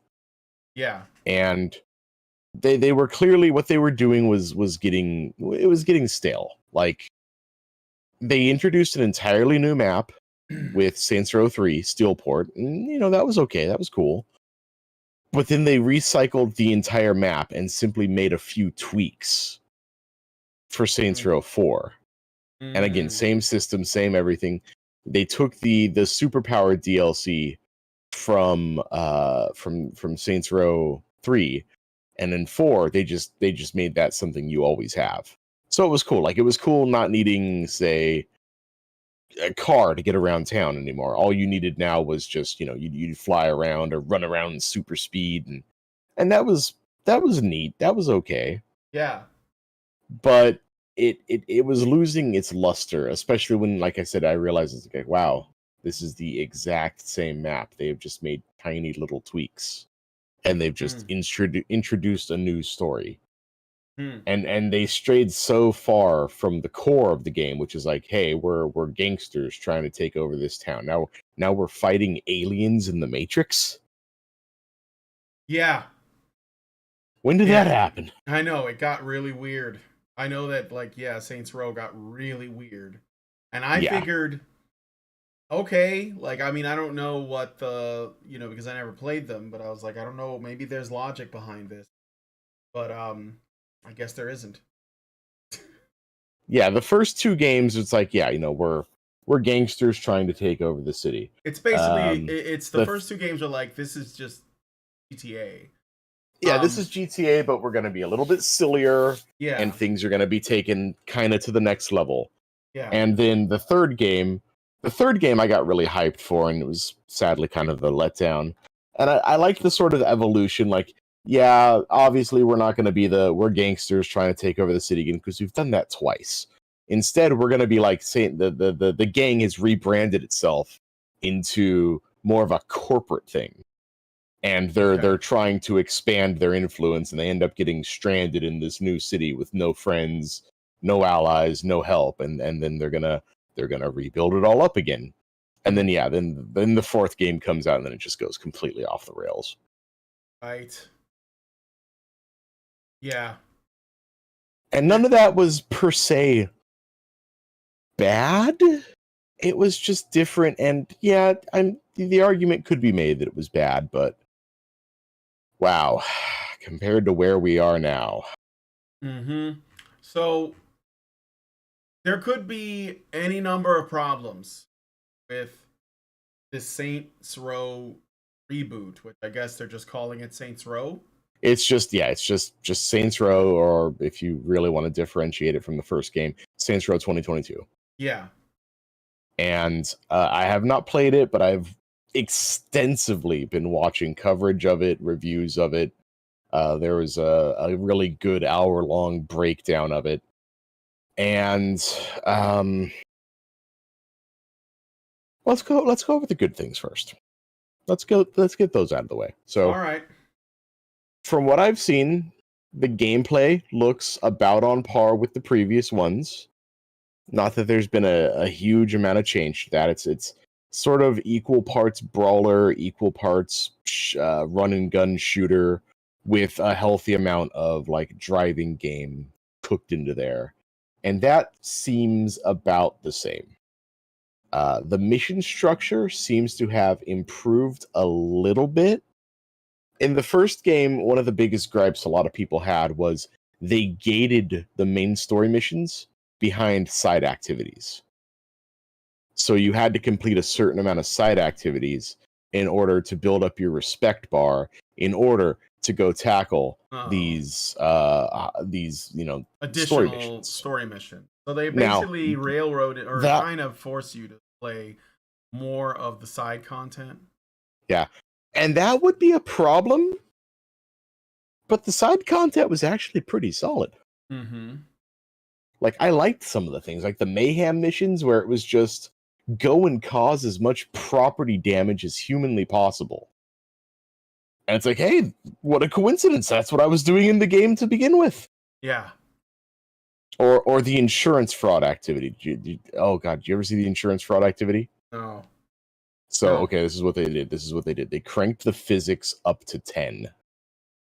And they made all the drivers in the entire map super aggro. Mm-hmm. And your thing was to go around getting hurt. So you couldn't die. And you would just basically go around, and instead of attacking, you'd like take dives in front of cars. And when they hit you, they would just shoot you like 100 feet into the air. And you were basically trying to see how many cars you could bounce off of in order to build up your little meter. And then when your meter went off, the physics would you'd like almost get shot into orbit with how far you would fly. Uh-huh. And it was fun. It was challenging, but it was also fun. And it never felt like, oh shit, I gotta go do this. This is a chore. It never felt like that. It was right. It was great from start to finish, and I didn't mind having to unlock these main missions. In fact, I'd go back and I'd play more of those because they were fun. And the other thing too is, I don't remember if it was so much a thing in that game, but in the second game, they would also reward you for playing those side missions. And if you got the gold ranking, or if you finished all of them in the city, they'd be like, hey, cool, here's a new weapon, or here's a special vehicle. And we're just going to give you this for playing. And that was, it was neat. All right. And that's I guess one of the big things in this game is, those side things are still there, but I don't think any of them, you're forced to play any of them to access the main quest. It's just you can do that start to finish without ever touching the side activities if you really want to. But the side activities are kind of what has become fun with the series. Yeah. So those are the good things, and I unfortunately can't really think of much else. And now the bad things. So yeah. First off, the story is painful. That's a word that works. Mm-hmm. The story is painful. They've gone to square one with it. There is no previous thing they're building off of. They're saying like, this is the new, this is the start, this is the base. This is where everything began.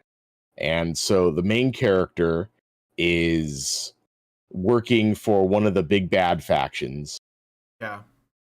And you end up getting fired, and then you attract these friends who are your roommates, who each one of them also worked for one of the bad guy factions, because there are three. There's always multiple bad guy factions in the Saints Row game. That's kind of what they're famous for. And then one of your other characters is just like a pencil pusher, like an accountant type. And they're like, what if we formed our own gang to pay off our student loans? Really? That's Yes. the plot? I wish I was joking, Brian. Oh my god. Payoff. So they want to make a statement about the student loan thing? Is that what this is about? Oh, well, okay. Well, it's more of like a throwaway haha line, but that is a primer for the type of game this is. Yeah. That tells you everything you should know. Yeah. And that is the tone going that way. It was sort of made for this sort of like aging millennial / zoomer demographic. Like they're constantly talking about like social media, and there are a few throwaway lines about like capitalism and socialism, and it's just so painful. Wow. Sounds like it should be rated N for nobody. And the worst part is, during the whole thing, they are just relentlessly shitting on the previous games. Really? Oh, that's... like I don't know if you've ever seen or ever played the first game or seen anything about it, but like in the first game, the gang they're headquartered in a church. Mm-hmm. Get it? Because the Saints Row. Yeah, sure. Yeah, and it's the Third Street, because they're the Third Street Saints, and that's where the church is. And one of the beginning missions, they're like, well, we need a place, we need a headquarters for this gang. Obviously, we can't have it at the apartment. Well, oh hey, look, there's an old abandoned church on Third Street. Mm-hmm. Nah, that's lame. We want a mansion. Oh, okay. And another thing that happens is they're like, well, we're a big serious gang now. We're gonna need merchandise. We're gonna need to branch out. We're gonna need to put a logo out there. And like, they're like, oh well, what about this? And they come up with the fleur de lis, which has kind of been like the symbol of the Saints for the whole game. For like every single game has had that symbol. Yeah. And they're like, I don't know about that. What about this? And like one of them has like a crude drawing of their cat. Yeah. And they're like, I don't know about that. I think we'll go with the first one. And then at the end of the mission, they're like, hey, why aren't you guys wearing your hats? Why aren't you wearing your hats? It's like, I was wearing my hat. See, it's got the symbol on it. No. The one we all decided on. It's got this shitty drawing of the cat. Oh my god. And it's that. It's like they know where they came from, and they're just actively crapping all over it. And again, this was supposed to be something that was going to be enjoyable by fans of the past games. Mm-hmm. Why do you keep crapping on them? Yeah. You know what it reminds me of? There was a remake of Clash of the Titans. Mm-hmm. So, there was a movie called Clash of the Titans, came out in the early 80s. The whole draw was that it was a Ray Harryhausen, affair, essentially. Ray Harryhausen was this guy who was like the master of stop motion animation of the time. Again, this is way before CGI and all that. And he gave us Clash of the Titans, which was, it was the story of Perseus and stuff. And they remade that movie like in 2011 or something. I don't remember. And there was for the most part, they hit like the similar beats, but because we have CGI now, everything was like just bigger and CGI or more and all of that. But none of that's all fine. Like sometimes, people want to watch that movie, but maybe they just like to see how it would look if we had better special effects. But there's this one bit that they do where all the soldiers in Perseus are like getting geared up to go and essentially like kill the Medusa, and they're getting ready. And this one soldier turns to Perseus, and he pulls up this branch, and on the branch there's Bubo the owl, which was this like robot mechanical owl from the original Clash of the Titans movie. And didn't they animate that with stop motion? Yeah, it was all animated with stop motion, and the owl was supposed to be something for the kids. Because like the movie was billed as a family film, but there was a bit of blood in it, and Perseus is fighting giant scorpions, and there's and Calibos has like he like loses a hand. So things get kind of rough, right? And I think the owl is there so that the children don't freak out, and it gives them something to be, look at and laugh at, right? And that's what the owl was supposed to be. And I think it was like what was it? Athena's owl, but it was like a mechanical one. And so that's what the original film did. But in this one, because they were so like bent on being like edgy and like this is not for kids, this is gonna be badass. And I think it even had like some, Godsmack in the trailer or something. And so like this guy pulls up the branch with the owl, the mechanical owl sitting there. It's not moving or anything. And he's like, "What should we do with this?" And Perseus looks at it and looks at the guy and says, just leave it. And then they toss it inside of the thing. So they're literally like taking a moment to shit on the original movie because it had something in it that for whatever reason they thought was like, cringe. And the ironic thing is that remake of Clash of the Titans was basically a bomb. And most people still prefer the original. So, but that's what it reminds me of. Yeah, no, I totally agree. Yeah. So anyway, I'm sorry, you were saying.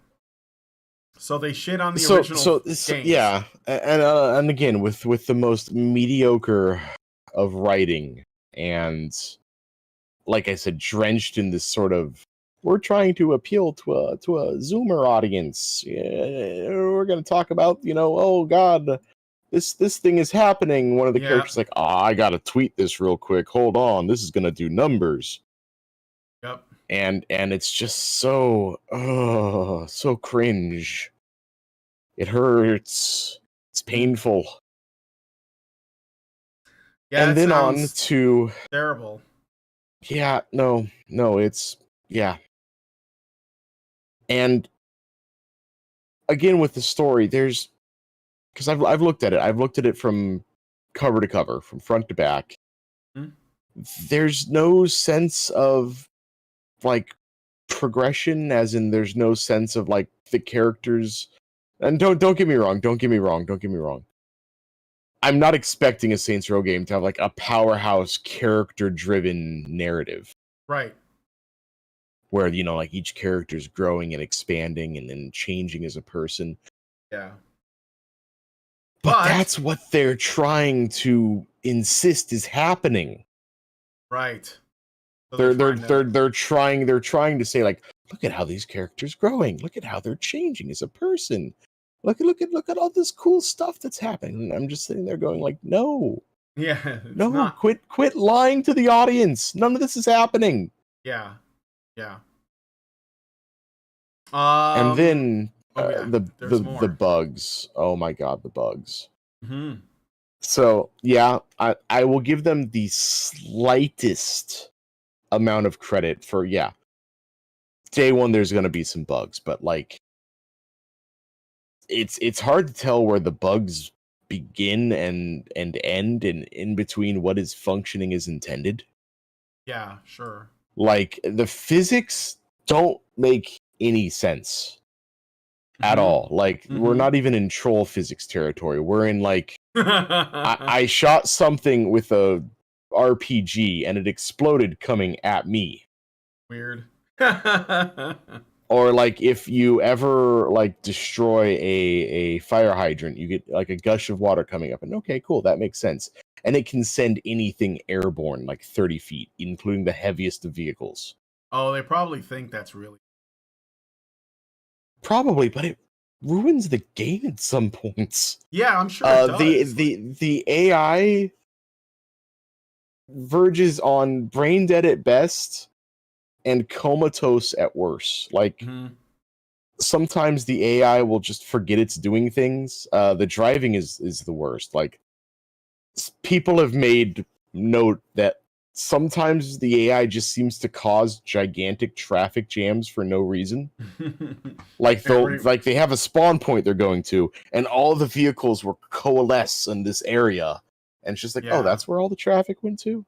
Yeah, that's kind of weird, isn't it? Sometimes you'll have like an objective, like your standard tropey video game objectives of kill all the dudes in this area, and it will Mhm. spawn dudes like inside of buildings or underground.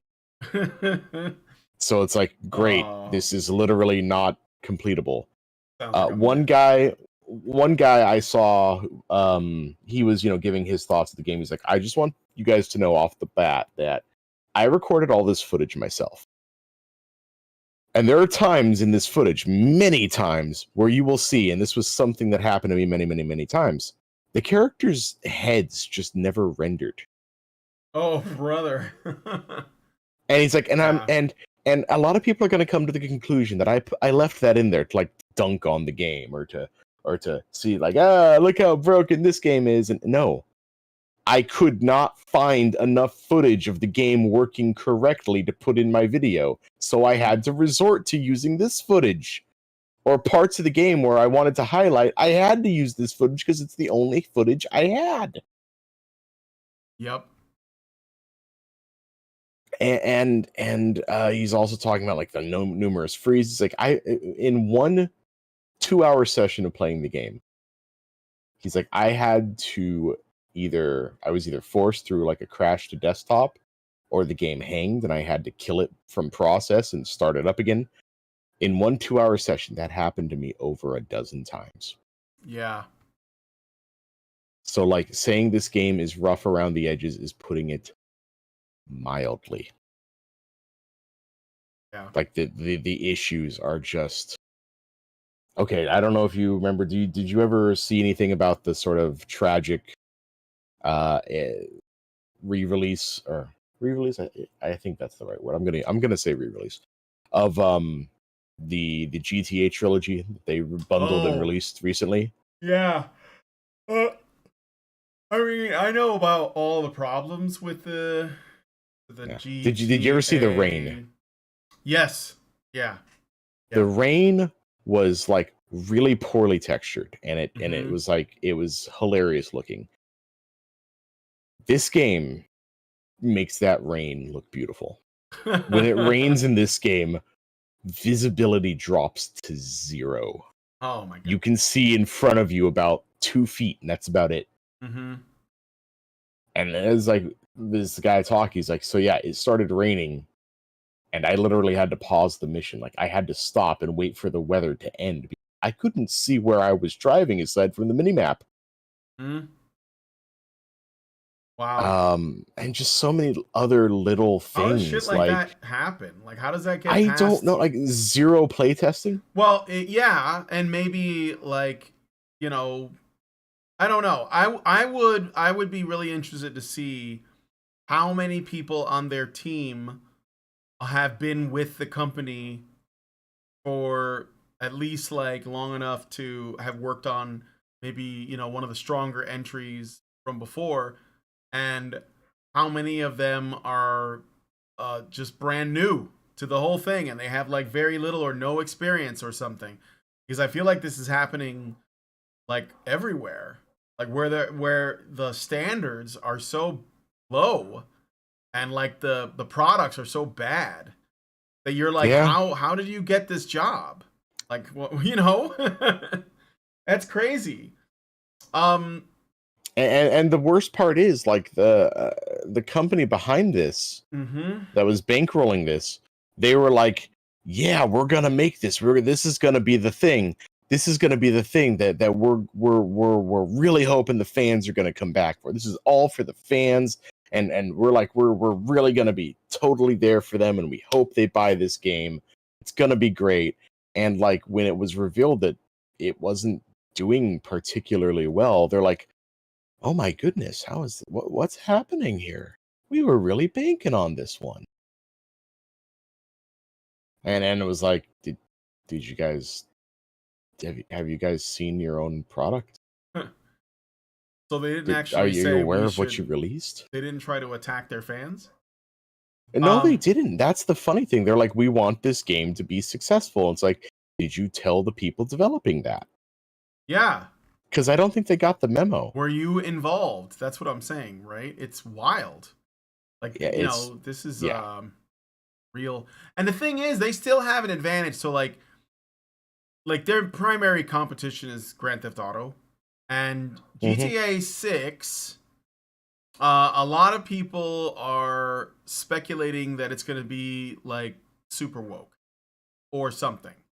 Well, And that's the working theory. that's the working theory. But this is based on some things that people, in the development team have said, but Yeah, the fact also, that I forget the guy's name, but like the guy that has been one of the main three writers yeah, ever since I think Grand Theft Auto 3 is leaving. yeah, And so like, yeah. well, without him, Well, that was yeah, he was the last vestige, people are saying. He was the one that was holding back the floodgates of wokeness, and now it's just gonna be shit. And I exactly. don't know how And much truth there is to that. it's hard to say, but I do want to say that I played Red Dead Redemption 2, and that Hmm. game was that game was pretty woke. Like, when Eh, it's not preachy, but there's like, for example, there's stuff in it, like for example, like, you can kill the KKK, right? And it doesn't count as a crime. So, but, it sort of dehumanizes them. I kind of get it, but it's an example. It also happens to be that, like, Arthur Morgan and all of the people in his crew are like ultra diverse, and they're all very open-minded and progressive thinkers, and it's kind of hard that, to swallow that, because they want you. And this is the thing, like Red Dead 2 tried really hard to make the Western setting immersive.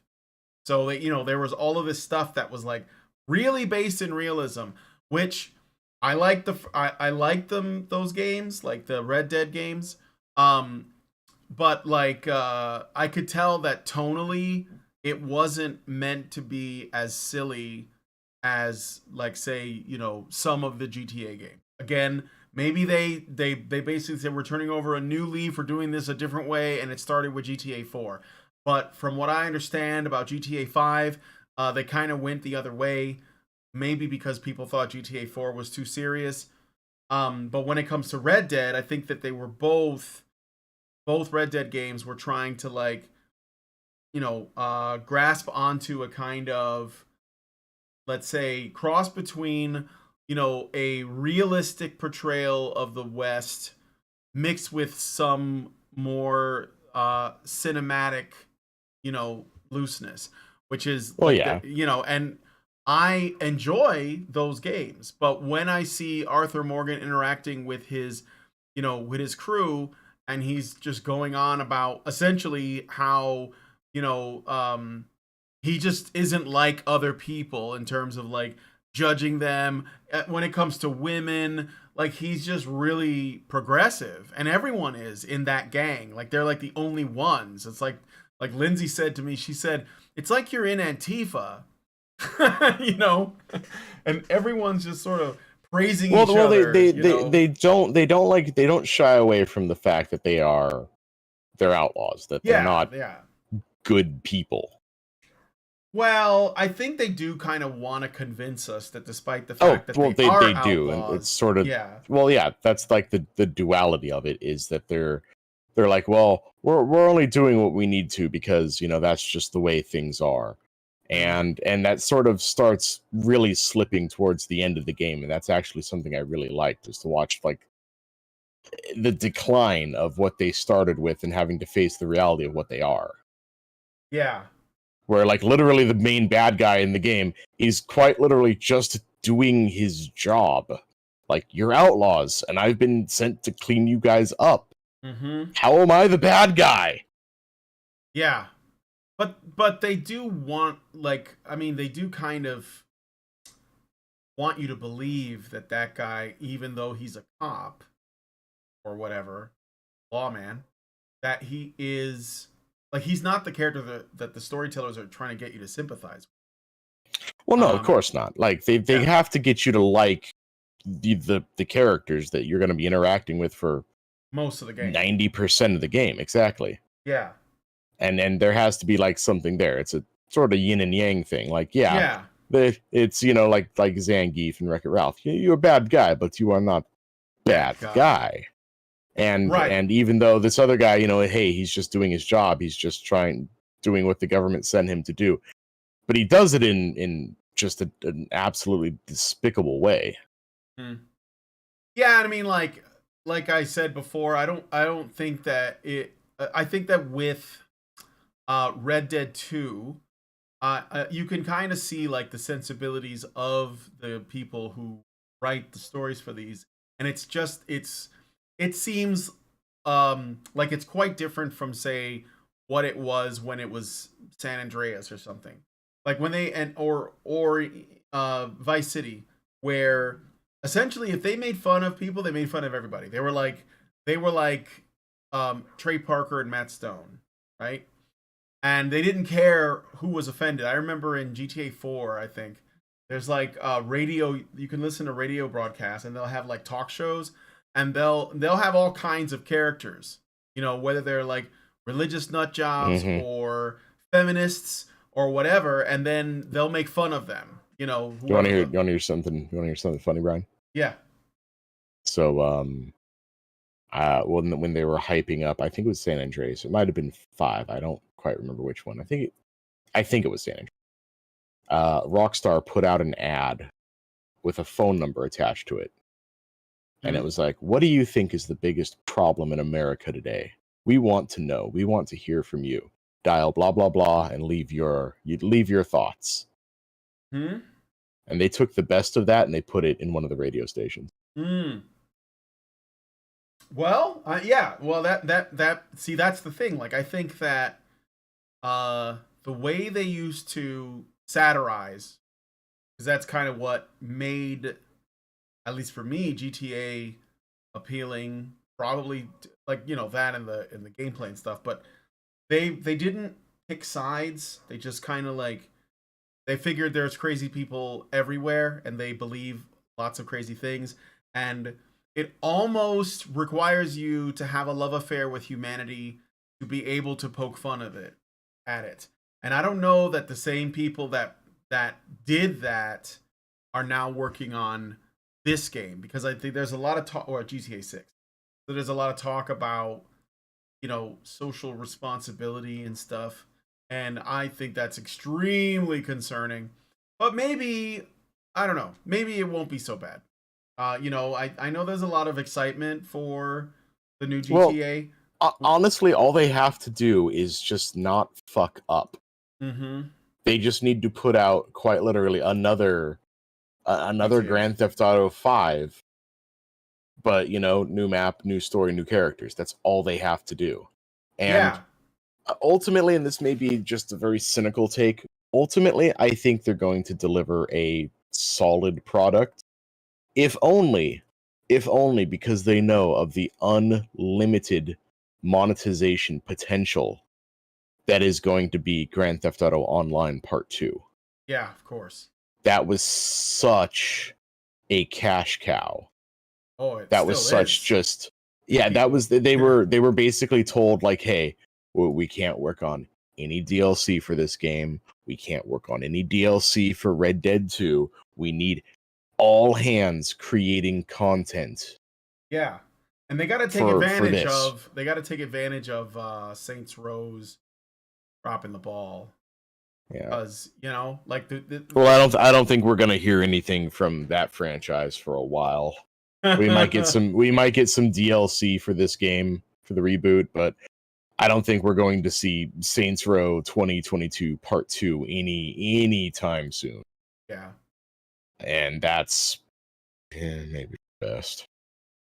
Oh. But yeah, Mhm. I think that the online is going to be what they're going to focus on with this new one, because that's going to be making them so much money.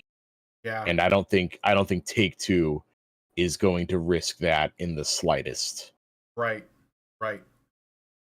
All right, so I got some super chats, and I think we can wrap it up. I gotta go pick up the wife soon. So Albinator Retro gives us $2 Canadian and says, "I have an HD antenna, good enough for me." I'm not sure if I read that one or not. Figured I'd. Albinator Retro then gives us $5 Canadian and asks, "Mike, what do you think about Fallout 3 or Fallout 3 bashers who claim it's not true Fallout? Are they snobs or do they have a point? I like it, but Okay, I'm no I'll tr- expert on Fallout. By the I'll way, try to give a Fallout succinct take on that. 3 is the only Fallout I ever played from start to finish. I feel So, like I might have bad luck with mm, this stuff. All right, go ahead. Fallout 3, to a person that played the first two games, you sort of see Bethesda's problem when it comes to Fallout, and that's because they have a very, very, very narrow frame to what they consider a Fallout game. And they go, okay, the main character has to come from a vault. Water has to be a huge element to it.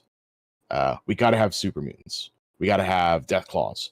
We got to have this. We got to have that. There's like a very procedural checklist, and that was the coolest thing about New Vegas with Obsidian coming back to helm that one, going like, actually no, water doesn't have to be a huge thing. It never was. It was just a vehicle for the game in the first one, because in the first game, the whole impetus for what happens is you're a member of a vault and you know nothing about the outside world. And one day, the water chip breaks for the vault, and they can no longer produce infinite water.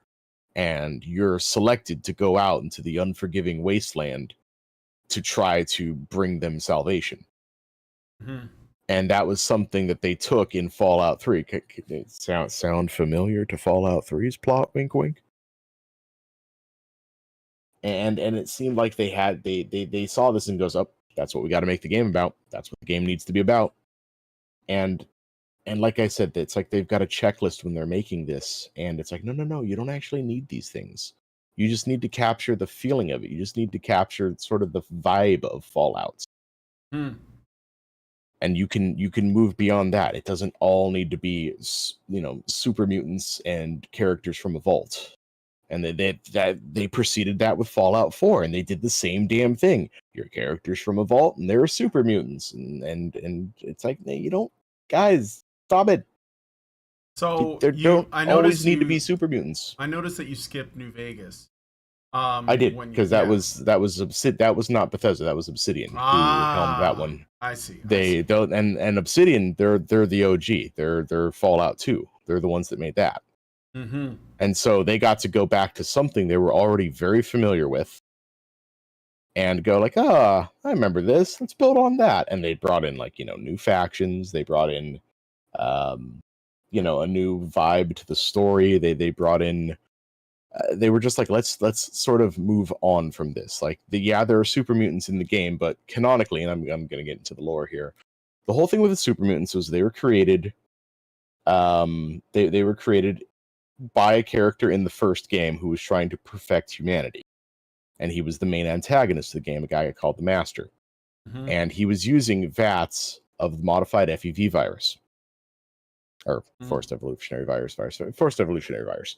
And that's what you needed to make super mutants. And there wasn't a ton of that. It wasn't a huge thing. It was very, very localized to one place in the game, and that was kind of its whole thing, and your task was to destroy that, and you did.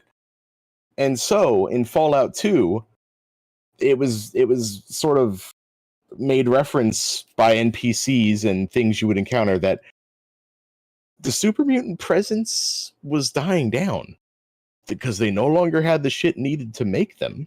Mm-hmm. And they were just going the wayside. Like, whenever you found super mutants in random encounters, they would be called like the remnants of the Master's army, like showing that they're on the downswing. Mm-hmm. And then Resident Evil 3, then Fallout 3 came around, and there's just super mutants everywhere. It's like, well, wait, how can this be? This is happening on the other side of the US. Oh yeah, we just found more FEV. There was just more. We're just sitting around. And it's like, okay, then how do you explain Fallout 4? Oh yeah, we just found more FEV. Okay, what about Fallout 76? It takes place again on a completely 1,000 miles away in Appalachia. We just found more FEV. So yeah, it's like, stop finding more of it, damn it. It's like they're not concerned with the sort of consistency of the lore, and They just keep finding it for the sake of finding it. Well, they're including it because they are like they are Fallout things. So they've basically said, well, Yes. look, Fallout is known for these things, so we have to put these things in the game. Yeah, it reminds me of when I was playing this shitty little MMO called Star Wars Galaxies, which was set between the second and the third Star Wars movies, as in the original trilogy. So like between like Empire and Jedi. Yeah, and this was a time when the prequels were coming out. And they kept adding prequel content to the game, which made no sense for the world. And their justifications, well, we just want to make it more, we want to make the game more iconic and Star Warsy. Yeah. And it's like, no, stop this. I don't need Anakin's pod racer. Ugh, that's gross. That's so gross. And that's how I feel like every time they approach Fallout as a game, Bethesda's like, well, we need to make it more iconic and Fallouty. Yeah. And it's like, well, no, you can go do your own thing. New Vegas proved that. Yeah. That you can do your own thing. You can add new factions, you can create new story, you can create new lore, believe it or not. Exactly. While working within the framing of a Fallout as a game. Yes. Now, yes. That being said, I did not have lots of problems with Fallout 3. I thought it was a fine game for what it was. I was just stoked to have new Fallout because I got huge into Fallout around the beginning of high school, and I had years to build up this hype. Every screenshot that was coming out, every inkling of something I saw, and I thought it was great. I thought it was a little too easy. I didn't like how like the harder difficulties were quite just literally you do less damage, enemies do more damage and have more health. I've always hated difficulty systems like that. Yeah, I mean, didn't they?